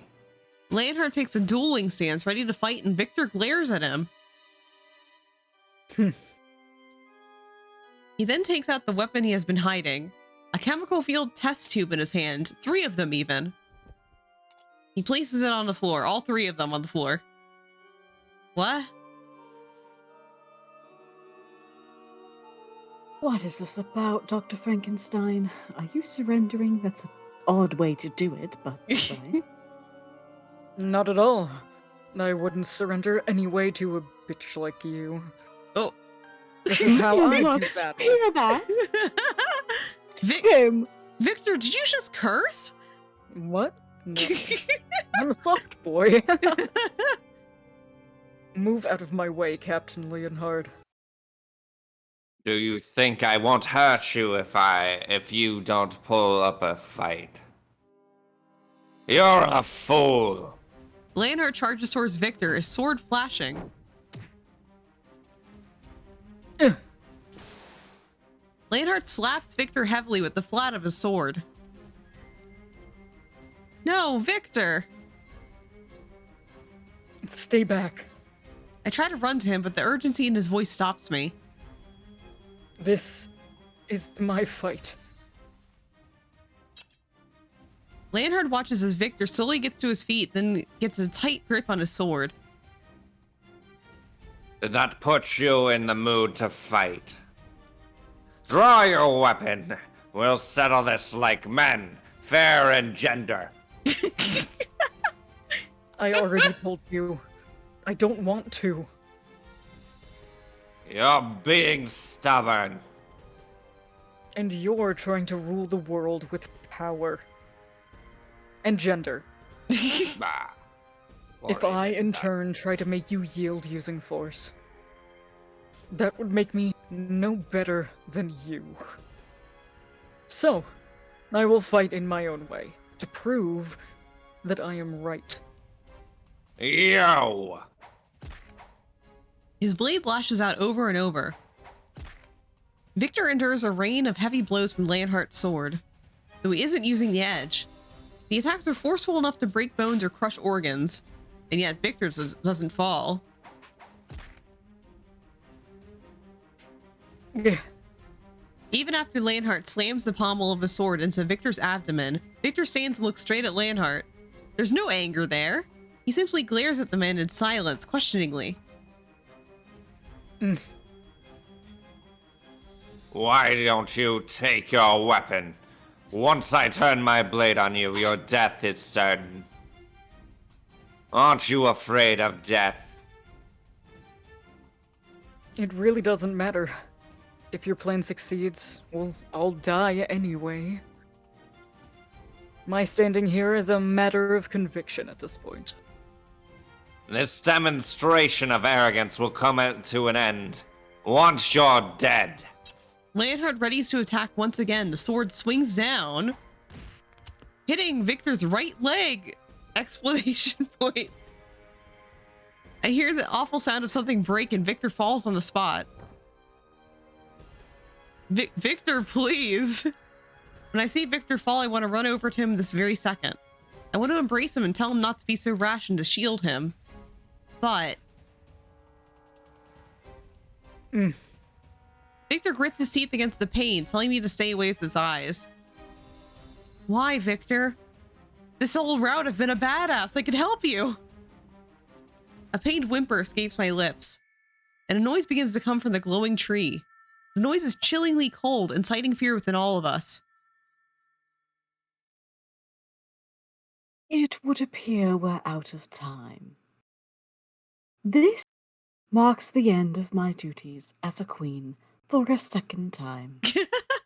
Hearing the queen's somewhat melancholic tone, Victor's finger twitches. Not yet. I won't let it end. His fingers curl to form a tightly clenched fist, and he stands back up. How are you still able to stand? Victor stares at Leonhard. Even though he isn't holding a weapon, the sheer intensity of Victor's gaze makes Leonhard instinctively take a step back. If you continue to allow yourself to be hurt, you'll be dead before I even get around to using the edge of my sword. If you obey, even if you die, she will be saved. Why can't you see that? So you're saying that I should save those I care about, even if it costs my life? Exactly. That is what I believe to be the essence of true honor. And that's one of the ways that we differ. Victor glances over at me. He wants me to trust him. His eyes say more to me than his words, and I clasp my hands together as if in prayer. I'm such a base and cowardly man. And yet, she said she would love me. So based. That's why I won't die. I refuse to give up and leave someone I care about behind.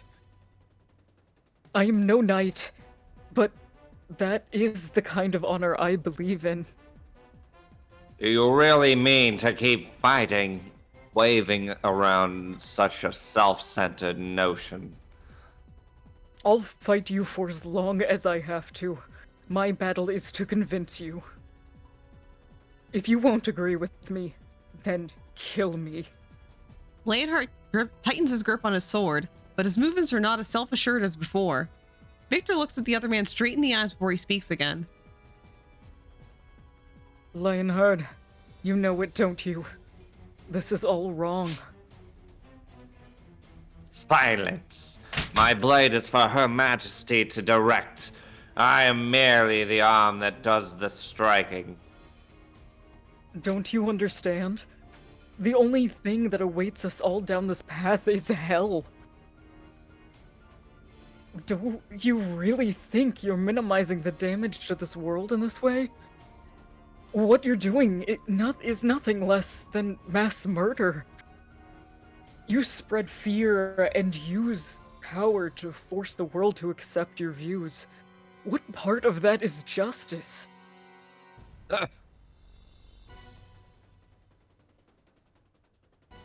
I've had enough, Leonhard. Kill him.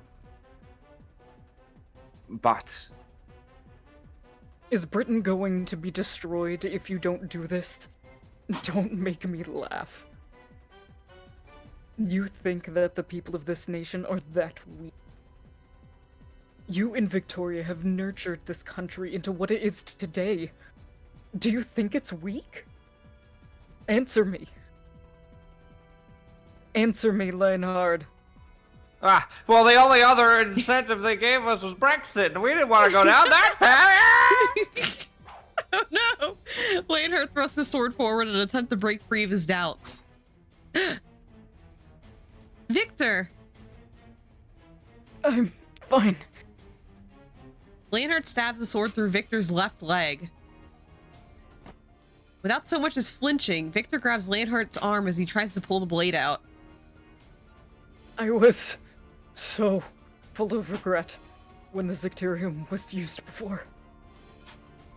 Why didn't I fight back when I had the chance? For a long time, over and over, I had dreams about what I saw that day. There is no cause worth recreating that nightmare all over again. There just isn't. Blood flows from Victor's wound. Droplets fall and splatter on the floor like tears. But I am the sword. I support Her Majesty's wishes and will, and make them reality. 10-10's here. 10-10? How'd you get here? Oh, well. Hi. Whoa. If Her Majesty is going to travel down the path into hell, then I shall happily accompany her on her journey. That is where my faith lies. After being honored by Her Majesty with knighthood, she is my justice and my path. How can you call yourself a knight? You haven't been protecting her at all. What? Victoria is inches away from going down a path from which she will never return. She's about to make a titanic mistake just Wait, like has those that even guys on happened the yet? ship. Oh, God. She's going to step into the ocean gate. Oh no! Oh no! Please, you gotta stop her. She's gonna step into Ocean Gate. If you are a true knight, if you truly care for her, you're the only one who can save her. From Ocean Gate. Yeah. She's Victor's- already dead. We can't have her die again. Victor's commanding voice rings out. No one is able to move. Victor's body sways. Victor, both of your legs are fucked up, dude. As Leonhardt pulls the sword out of Victor's leg, Victor collapses to the ground. Victoria speaks in a detached voice. Kill him, Leonhardt. He declared that he intended to stop the device, and we must hurry to make it to the Ocean Gate on time. We must remove any factors that may lead to a negative outcome. Can't believe Impy made Ocean Gate What? Oh no, Impy! as a trap. Leonhardt raises a sword once more at her command. Wait!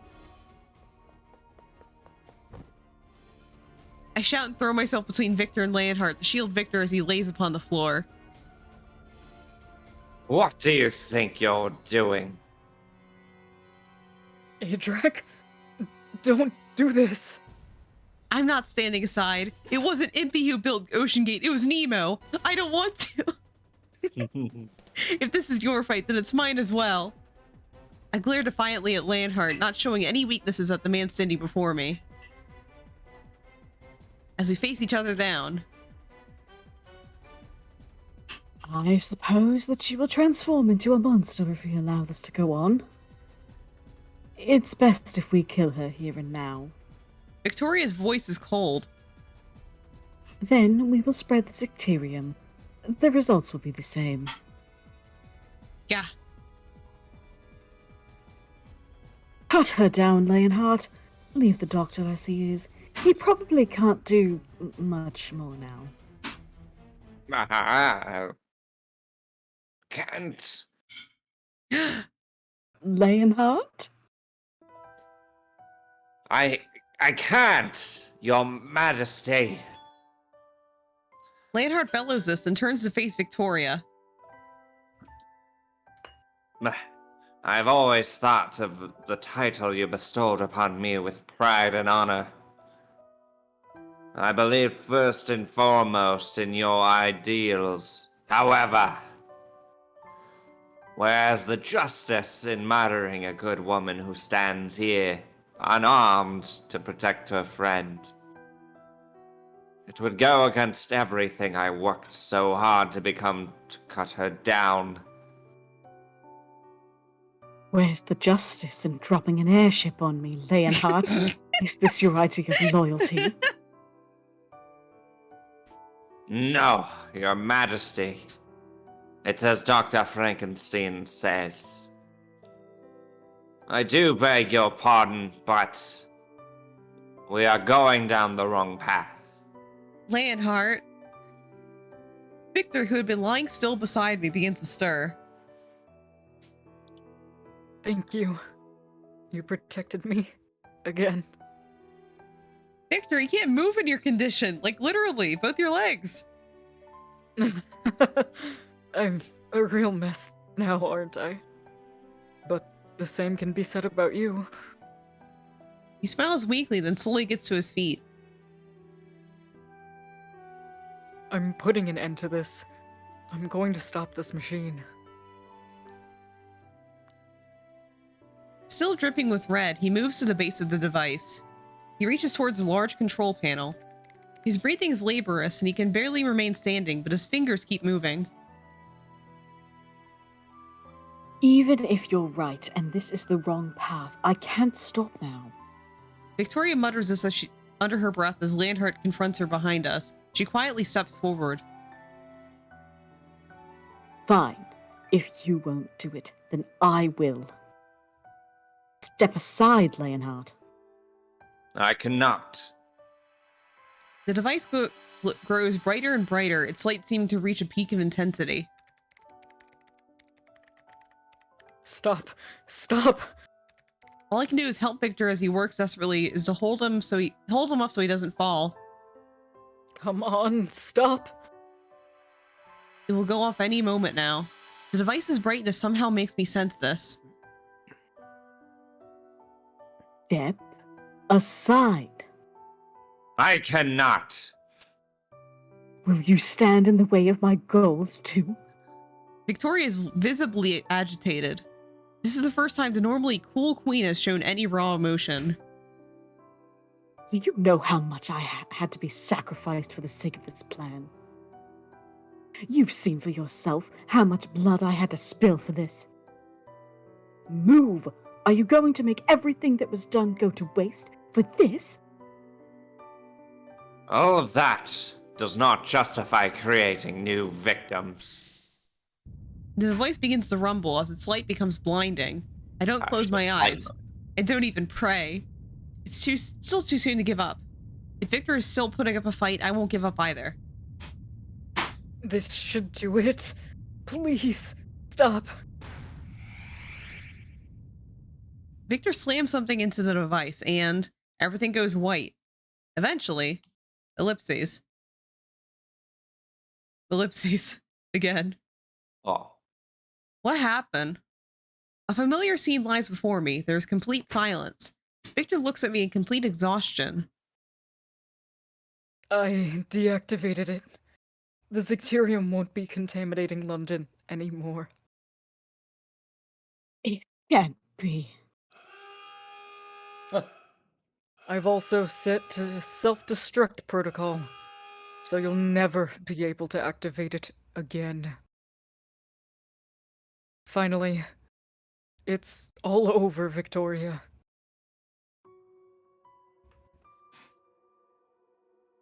Victoria looks up at the device as Victor speaks, her face clearly dumbfounded.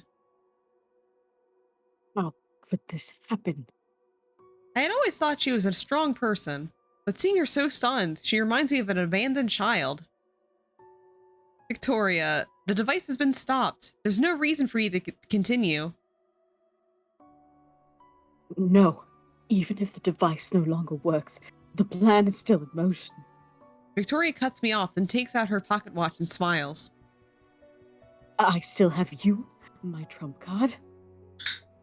In just a little while, you will no longer be yourself. Isn't that right? And Dr. Frankenstein no longer has the time nor strength to save you. She's right. Even if we did stop the Zicterium, if my poison spreads, London will still be destroyed. Victoria smiles a brilliant smile, knowing this. That's right. Nothing changes. Through our deaths, our beloved Britain will reach new heights. As if on cue, the entire room begins to shake. It's most likely a precursor to the self-destruct that Victor had mentioned earlier. Your Majesty, it's dangerous here. You must not be harmed. We must go. Why must I run when everything is finally coming to an end? I'm finally going to be saved. Your Majesty, we are not ready to handle the implications of the death of a ghost. This path does not lead to your salvation. I'm a trailblazer, Leonhardt. Leonhardt grabs her corporeal hand and pulls her away. But at that moment... Huh. What? Victoria stabs Leonhardt in the back with a dagger she'd been hiding. Oh shit! I'm sorry, Leonhardt. Let us die. Again, for me. Together. But you're already dead.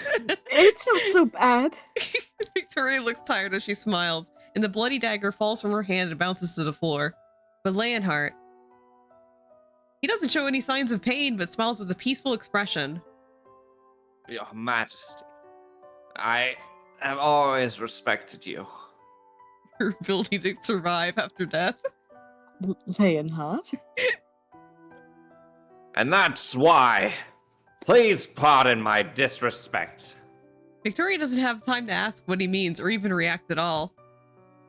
Leonhardt punches her in the stomach with a vicious fist. Salt punch. Oh! Victoria quickly loses consciousness and Leonhardt quietly catches her. Hey, Miss Leonhardt. Oh my god. One hit KO. Victor, Leonhardt, you both need to do something about your bleeding. As I treat Victor's wound, I look over at Leonhardt as well. He simply shakes his head silently as if to say there's no time. Dr. Frankenstein, I am going to escort Her Majesty to a safe place. I know I am in no place to ask this, but can I leave the rest to you? Of course. That's what I intended to do here anyway. I'm sorry.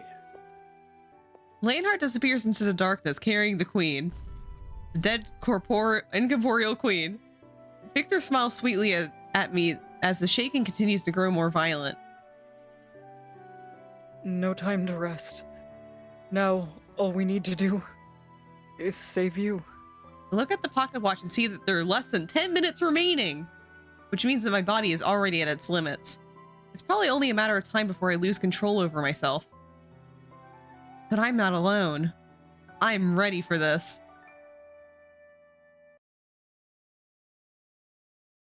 During the brief period that she is unconscious, Victoria dreams. A dream of days long past, far out of her reach. Are we sure this route's ending today? It's like so close. It's so close. It has to end today. When she was younger, Victoria is very kind and timid. So much so that when a butterfly she took in as a pet died, she shut herself in her room for a week. As she grew, she developed into an intelligent woman, gaining the attention of those around her. Her father, King Edward, had been heavily involved in wars among the colonies. The fucking colonists. At being clear-headed, she understood that that would be a future source of unrest. That was why she advised countless times to end the war and search for a road to peace. But as a result, she provoked the displeasure of her father, the king. And then one day, she accompanied him to one of these colonies and saw the horrors firsthand. The local people were treated like slaves. She saw people looking at her with eyes filled with hatred. Seeing this convinced her. She must steer this country herself, or it will become a target of anger and hatred from the other countries to be expunged. As Victoria continued to grow, she started gaining political power of her own. Thank you for the hydrate, Dr. Fexus. Oh. And Edward began to see her as a nuisance. Edward made plans to have Victoria assassinated. Victoria heard about the assassination attempt. She made the decision that she had to kill her father and poison him. She then took up the throne and did everything she could to clean up the mess her father left behind. She was willing to make small sacrifices to eliminate greater evils. Time and time again, she stained her hands with blood. Eventually, she stopped shedding tears. Dr. Fexus, thank you for the resub! Wow. Eat. Eat. She stopped shedding tears over the sacrifices she's made. She stood atop a great mound of corpses that she herself had created, and charged along a treacherous path, never once looking back. I like how she's making sacrifices of other people's lives. Yeah. Now, this long, hard journey is finally about to come to an end. Finally. She would be relieved of the burden of being the queen. Or so she had thought. She had hoped, even.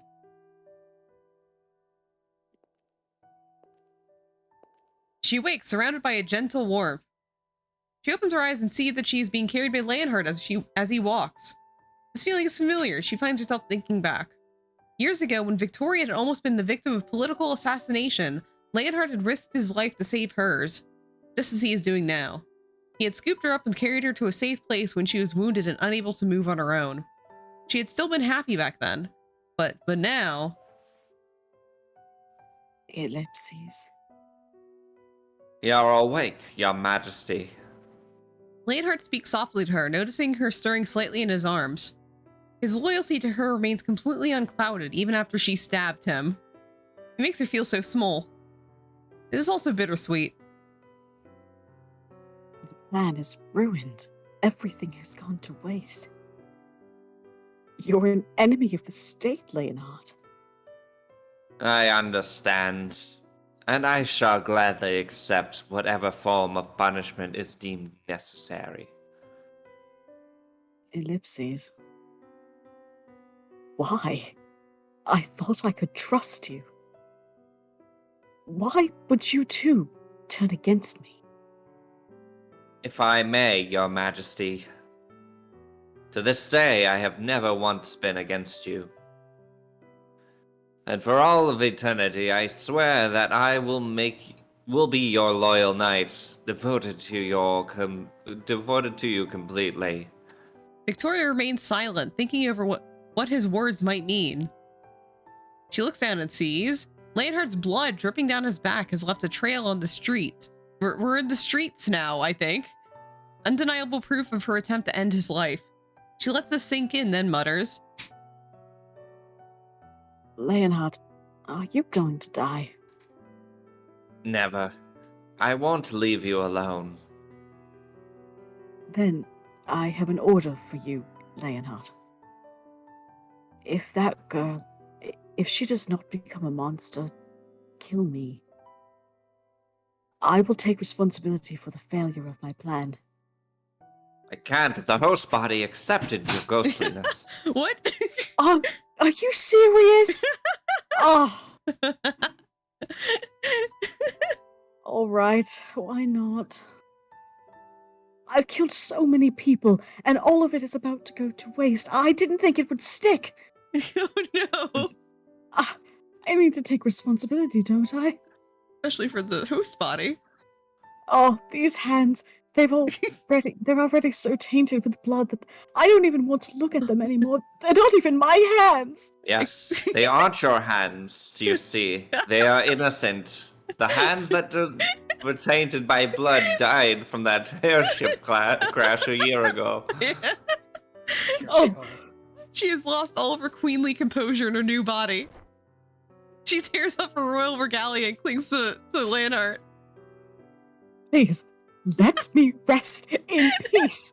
I beg of you. That's all I've wanted to do for a year. Please, save me. But Leonhard, her faithful knight. I cannot. God damn it, Leonhard! He repeats it slowly like a parent persuading a child. Britain still needs of your continued leadership and strength. Without you, Britain would have disappeared from the world long ago. Shame that. Death is not the same as taking responsibility. You need to live so that you may continue saving Britain. You overestimate me. I've always been making a false show of my power. I've been so scared. I don't have what it takes to run an empire. I don't know if they'll even recognize me in this body. I beg to differ. What? While still young, you shared your belongings with the petty thief like me, and made me Knight of the Realm. Thanks to you, my bedridden sister was able to live and die in peace. I have never once forgotten your generosity to this day, Your Majesty. Victoria smiles in appreciation and shakes her head in response. I was just appealing to the public. I didn't care about saving you. I merely did it to impress upon the public that I was a kind and generous ruler. She didn't mean to say this, but she can no longer hide who she really is from Leonhardt. She should at least be allowed to admit the whole truth now that it's over. I just wanted the people to be on my side. He must be so disappointed in me. Wait, me? Oh gosh, I'm in this In equation me, now. I believe. No, in me. Specifically Angela. the narrator. How Now- dare the narrator No, forget go who on. they're narrating for? Now I have nothing left. Not even the loyalty of my best knight, me, the narrator. Oh god. As she thinks this. Okay. I hope you don't take me for a fool. Well, I mean, what? Leonhardt puffs out his cheeks indignantly like an angry child. It is indisputable fact that you saved me and my family. I think it's been more than 10 minutes already. I think we're dead. Oh no. Is this the time? Ever since that day, I've been watching you from a distance, but still more closely than anyone else. I know how deeply saddened you were when sacrifice has had to be made, especially your original body. That was a very hard day, Leonard. Yes, I couldn't save you from that time. And how, when you stained your hands and the ground with your blood, and that airship, you faced the realities of your crimes head on without looking away. Oh, she looked at it head on. Oh. You are my queen. My loyalty lies with you. Let's live together. Well, sort of. We will endure the pain together, and if you say you will eventually fall to hell, if that time comes, I, Rempart Lionheart, shall accompany you to those same depths myself. It has been some time since she has felt anything, but the nice words find their way into her heart. Her brand new heart. They gradually spread within her and fulfill her new body. Well, I wasn't going to mention the voices that have been calling to me from the ether, but now that you do, I think hell is a bit of a possibility. So you won't do me the favor of killing me? Really? You're cruel. The cruelest of all the people I've ever met. But also the kindest. Victoria shuts her eyes. A single tear rolls down her cheek, her brand new cheek. This tear, the first she has shed since she killed her father with her own hands. Anyway, Cool, I'm glad we had that interlude. Yeah, Hello. anyway, I guess we're dying. What the? Dash. Oh shit, the dashes. The rumbling in the room is growing stronger. Oh god. Arthur's here. No. The entire room will most likely be buried underground soon. The time limit is almost upon us. This room will soon be destroyed and I'll no longer be me. There's only a short while left. Atrek, can you stand? I think so. Before the diffusion device self-destructs, I'm going to extract the Zixtherium and introduce it to your body. The extraction might take some time, but I'm sure it will save you. How much time we talking? I think that interlude took most of my 10 minutes left. It takes time. Yes. Your time is up in 5 minutes. Oh god. It will take approximately 7 minutes for me to fully extract the Zixtherium. Oh fuck. What about those other 2 minutes? Don't worry. I'll make your poison disappear before it leaks through to the outside.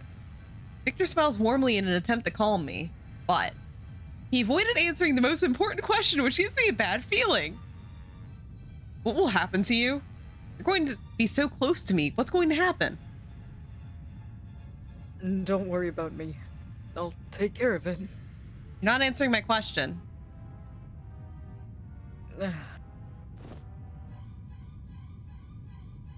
It's not that there's no chance of success. Do you remember when we got caught up in the poisonous Zicterium gas before? When it took in the Zicterium, your Horologium should have stopped its transformation momentarily. So according to my calculations, that bought us a little extra time. That's not reassuring at all. If you're wrong about this, you'll... It's fine. You'll be alright. I free myself from Victor's hands with all the strength I can muster. I don't want to risk his life when the stakes are so high. Then I might as well, just as I'm thinking this. I lose control over my body and collapse on the floor, to the floor on the spot. I can't even choose death for myself now. Even though at this rate, I know I'm going to be the cause of Victor's death. Adrak, I'm going to tell you again. Trust me. Victor gives me a sideways glance as I lie there, unable to move as he continues working the controls with trembling hands. I'm extracting just the poison in a liquid form so that you can take it into your body. With a thump, I feel something inside my body move. I desperately try to push back something trying to spill out of me. That's enough. Meeting you and being able to love you, it gave me all the happiness I needed. So please kill me. I won't let you die. I can't let you die. Never. My arm is heavy as lead, but I manage to move it and look down at the pocket watch. The hand is about to reach 0. Once again, someone I care about, someone who says they love me, someone I love myself is going to die because of me. Please. Tears spill from my eyes, blurring my view of Victor. At that moment, the clock hand reaches the 0. The ha-ha-ha begins to emit an intense heat. A sensation, not quite pain or burning, runs through my entire body. Ah! A bright light bursts forth from my chest, filling the entire room with blinding brightness. My back arches against my will. My body's undergoing a transformation. It's purple now. The poison oozes out of me and I begin to change into something else. Victor. Just a little while longer. Hang in there, Adrak. Victor's shouts echo in the back of my ear. My vision of Victor gradually starts to turn blurry. All right, this is going to be a standard one. Let me just double check. We will not be making a random choice for this. Okay. I believe in you. Oh! Gah. As the poison seeps out of my skin and comes into contact with the air, it rises from my body as steam. I probably have less than a minute before I turn into something else. If I let myself become a monster, I will end up killing the one person I care about most. Just like before. My hand begins reaching for the dagger on its own, but I grip my arm tightly with my other hand and resist. He touched my cheek, touched our foreheads together, and said that he loved me. I won't give up. Victor told me again and again to keep believing. He loves me, and I love him. If I can't trust what he says, then what else can I possibly trust? Adrak. He props me up as he yells out my name in desperation. Feeling his beloved warmth, I uttered his name with trembling lips. Victor! Hold on, drink this. He pours a glowing blue liquid from a test tube into my mouth, but it's too late. I no longer have control over my body. The liquid he pours into my mouth spills down my chin. Damn it. In a daze, my eyelids slowly fall. Everything's about to end soon. My feelings, Victor's life, and all of London will be submerged in a sea of poison. Just as I'm thinking this. Oh, he's doing it. Oh, Shane's doing it. This is much better than the scene with Peter. Infinitely. Infinitesimally. Don't remind me. Imaginingly, warm sensation gently touches my lips. At the same time, something sweet fills my mouth and gently slides down my throat. All I can feel is a strong embrace and a sensation of soft lips against mine.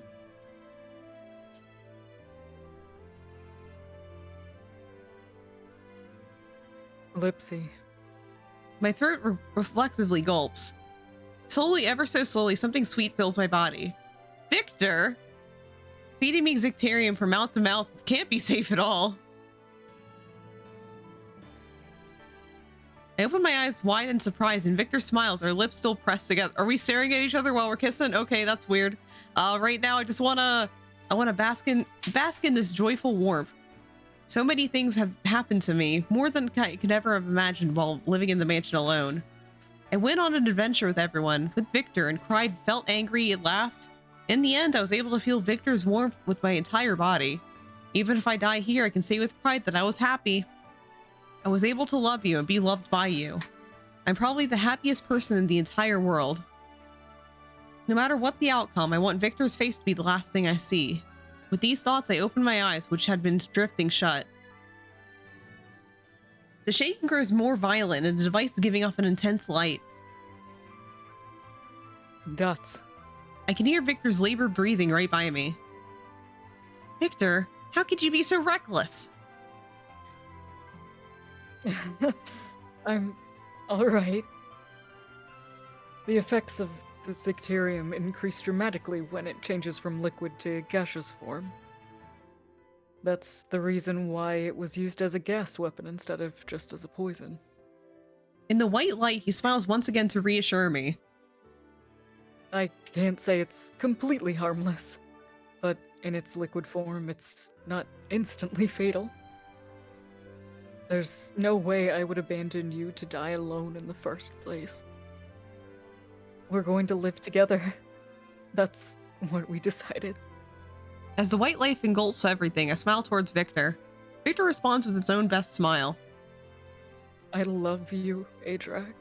I love you too. We smile at one another.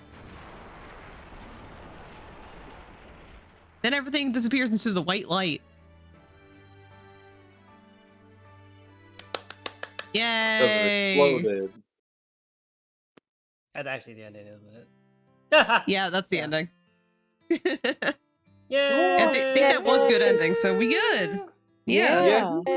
We just have the epilogue thing to do afterwards, but otherwise we're pretty wrapped up with this one. Yep. Yeah. Yahoo! We survived. Yeah. Well, maybe. Congratulations on Victor for surviving without having a reload. Yeah, congrats. Honestly. Yeah. The second boy. The First second one to time do so, Saint yeah. Germain. Thoroughly surprised. Do we go? Do we hit skip on this and get into Yes. Okay, yeah. Exploding is a good ending. Yeah. They smooched. You know? Yeah. see, we're in the bed. It's fine. It's fine. Oh, look, it's Cece! It's Cece!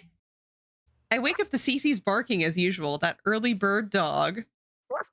Good morning, Cece. Cece barks back energetically, then jumps off the bed and darts out of the room. Bright sunlight is coming through the window, shining through my eyelids. I'm still half dreaming. I dream about all that happened. Back there, Victor and I, we blew up. Recap. The fucking... We were scrambling to escape from the crumbling facility, pushing our fatigued bodies past their limits. Also, it blew up when we were right next to it, but you know, it's fine.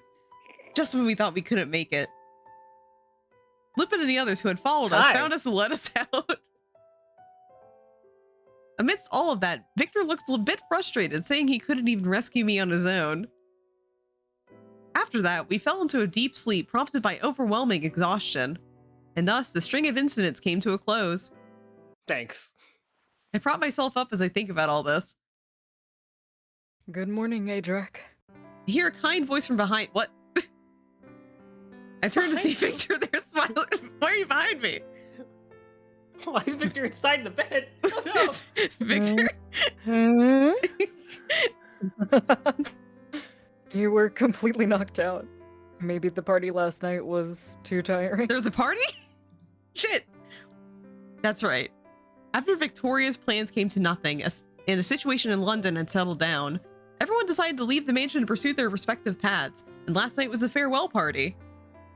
Ah, that's right. I was so sad when I thought about how this was goodbye. Stay with me, Victor. What? What? Oh. And then you started pulling on my sleeve and everyone teased us.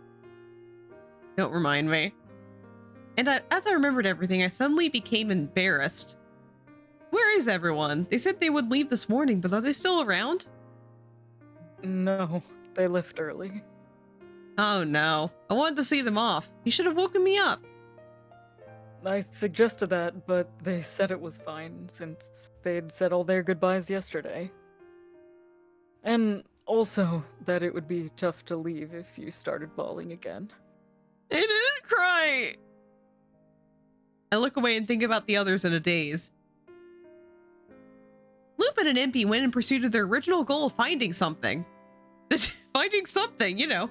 The two of them Finding left. ourselves. Yeah, saying that they wanted to expand their search area. It seemed that Van Helsing was prepared. Oh, hey, Deli. How you doing? Van Helsing was prepared to die by Deli's hand in order to atone for his past, but ultimately he left, saying he wanted to work with Deli to do as much as possible for the vampires. And the true owner of this mansion, Saint Germain, said he had some business of his own to take care of. He forced us to take ownership of this mansion and leisurely left for France. I returned home. I hope everyone does well. I say this to myself, then bring my feet out round off the bed. A series of brethren have been murdered in France. Oh, that's right. I'm sorry, Victor. I was the one who asked you to stay with me, but I guess I fell asleep. Don't worry about it. I got to see your sleeping face, so that was a major perk for me. Sleeping face? Did I look funny? Not at all, actually. Actually? I couldn't take my eyes off of you. You were so cute. Victor's comment embarrasses me, and I try to hide my face behind the sheet. Perhaps this strikes him as funny. Spelled it up more. Yeah. And I just hear the struggled Northeast trying to hold back laughter. There's no need to hide. But I would hate it if I put you off somehow with my poor sleeping habits. When I muttered this, Victor smiled softly at me. It had the opposite effect, really. Having spent one night with you. What? When you talk or toss around in your sleep, every little motion, it was just so adorable. Every time I look at your sleeping face, I just felt such happiness from the bottom of my heart that we love each other. Really? Yes. I was already really happy when you asked me to stay with you. As a guy, it's always nice when the girl you love relies on you. Oh, don't bring out Or the has to gender, sleep with Victor. you. Victor, gender, please. It's because you're special to me. Like, you don't have to bring the gender into this. I'm honored, princess. Just kidding. Exchanging embarrassing words like this is a sign of how much we care for one another. It tickles a little bit, but I'm so happy. Victor seems to be debating saying something. He looks right at me. Since it's going to be just two of us living here from now on. Just two. Just two. Victor keeps opening and closing his mouth like he's having a hard time putting his thoughts into words. His face is also redder than usual for some reason. He gets a determined look in his face, then takes a deep breath before turning back to me, still bright red. Finally, he speaks. Do you want to start sleeping in the same bed today? Huh? The same bed? like there's only one bed, but like it's not like that. I mean, it's completely innocent and well, I guess it would be a lie to say completely. I mean, if there's only one bed. Victor, we live in a mansion. Well, you know, I mean, no, that's not what I meant to say. I just Victor clears his throat, then pushes his glasses back up his nose. there are extra rooms, so it isn't absolutely necessary for us to sleep in the same one. Yeah, but I just wanted to be able to stay with you as long as possible. I would really enjoy it if the first thing I see when I wake up is your face. Is that not good enough of a reason? My chest feels hot. I can't bring myself to say anything in response and simply nod, wanting to hug him right then and there. But I can't do that. I place my hand over my chest and exhale in distress. It's stable now, but the situation with my ha remains the same. If we sleep in the same bed, I may hurt you without meaning to. I knew it would be this way, but even after everything has been settled, there would be no happy ending waiting for me. No matter how much I love him, this poisonous body won't change. I look down and tell him this, and Victor gently places his hand on my shoulder. Listen, Adrak. Do you remember what I promised you the first time we met? Promise? Yeah. I said I'd cure you of your poison no matter what. Oh. Oh. Oh. It's just as Impy said. I think your poison has more to do with alchemy than with medicine. Then I might be able to save you. I'm going to keep trying, and I promise I will find a cure for you. I remember what Victor had promised me, and true to his words, he has been searching for researching the poison all this time. Not a single day has gone by that I haven't thought about that promise. After we stopped Victoria's plan in that underground storage facility, it was really fortunate for us that we got a hold of some Zicterium samples. Victor smiles kindly and takes a test tube from his pocket. It's filled with a liquid that sparkles and gives off light. What's this? Drink it. I guarantee it will do something that will make us both really happy. I can't guarantee it'll taste good, though. With Victor's lighthearted prompting, I raise the tube to my lips and drink. It has a subtly sweet flavor, and I can feel something spreading through my body, filling it. I feel a little warm. What the fuck did you give her? Then. What did you give me? Give this a try. It's an aphrodisiac, clearly. Oh god! No! Victor smiles and pulls me towards him. No!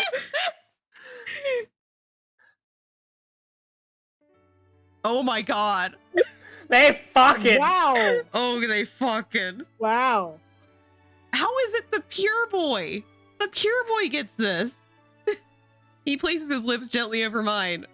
I panic and try and push him away, but his strong arms won't let me. Okay, but... He's a nerd. He doesn't have strong arms. I don't hear or smell burning flesh or feel the horrible sensation of melting skin running down my face. All I feel is the presence of my soft, beloved Victor. He continues kissing me, wanting me, and oh my god. What? My chest, I forgot about this. My Wow. chest is burning hot. Right now, I'm able to feel Victor with all of myself. I'm able to feel the warmth of his body. Okay. Good. It worked. Yeah, Man, what if it'd it be didn't really work? awkward if it didn't I would work. have no face. Victor, what is this? What happened to me? You know, no head. This medicine no is head? for your poison. You'll need to take it regularly, but now you don't have to worry about it anymore. Oh, they fucking suppresses the poison. As I fully realize what he says, joy begins to flower within my heart. Then I can touch you. Of course. I can kiss you and we can sleep together. By all means. Oh my god. You will become withered? I'm so happy. He performed a miracle for me. Miracle is a bit of an overstatement. I just did what I could. And it wasn't just me, Adrak. You fought for this too. The pain, the suffering, the sadness. You stood up to all of those things that wanted to make you run away. All of this was made possible because of the two of us refusing to give up. Victor. Hmm? Being able to touch you and be so close to you makes me so happy. I'm happy too. But I feel like we're only just starting now. If we stick together, we can only get better and better. I promise that I will make you happy. In whatever way! Oh. I love you. And I want to keep seeing your smile. Then I'm gonna make you smile too. That won't be a problem. Just having you by my side. That reason enough for me to smile. Oh, they fucking. Jesus Christ. Put Seabat on the photograph, baby! Hey!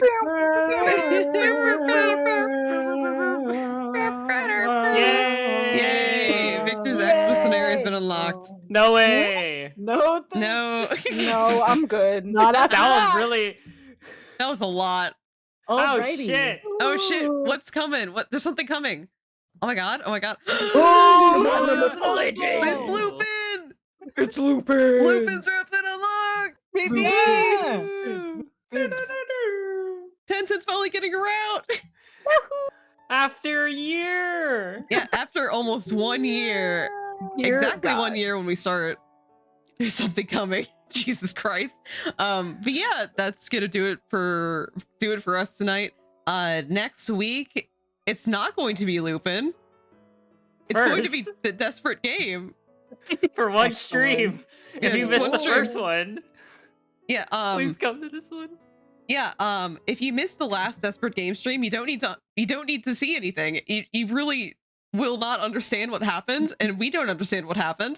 Yeah, it doesn't matter. Yeah. Yeah. Downstairs! Oh, thank you for the care package, Salem.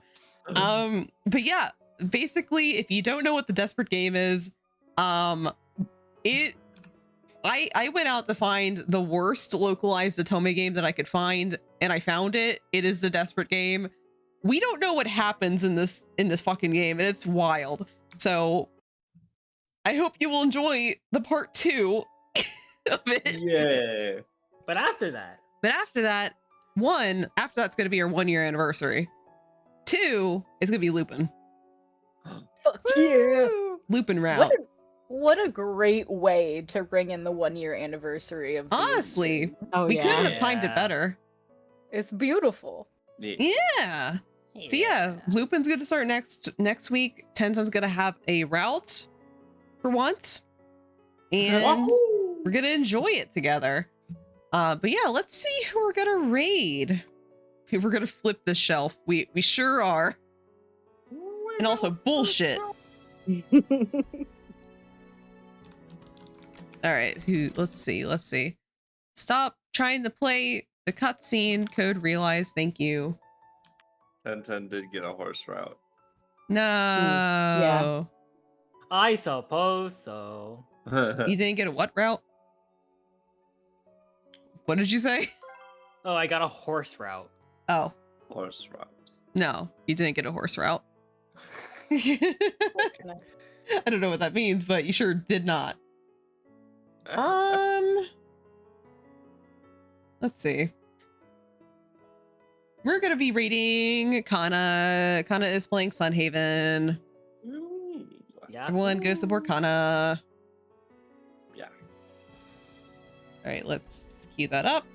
And yeah, raid time to raid. Yes, exactly. It's raid time. Everyone go say hi to Kana. And yeah, we'll see you next week on Tuesday for the Desperate Game. Game part 2. Desperate Game Part 2. I'm sure Where will our everyone. heroes find their way through the desperate game? No, we We'll won't. find out next time on Nerd Does Otome. You know, it is funny that we've been doing this for a year and I've never come up with an actual name for what we do on Tuesdays. Nerd does Otome. It's Like- perfect. There's not just me though. There's all of you guys too. Nerd brings friends to Otome. Otome Coming to a and theater friends. near you. Yeah. You Otome now and with friends. physical Otome and touch friends. between the characters. Get Okay. ready, as it gets way more intimate than you expected comparing to the other routes. Yep. All right. Also, everyone in voice chat, get your drinks ready for next week. 'Cause we're gonna need it. Yeah, I'll try to bring alcohol back from the airport, I guess. Yeah. Yeah, bring it back with you. Like we're gonna need it next week. But yeah, everyone say bye. Bye.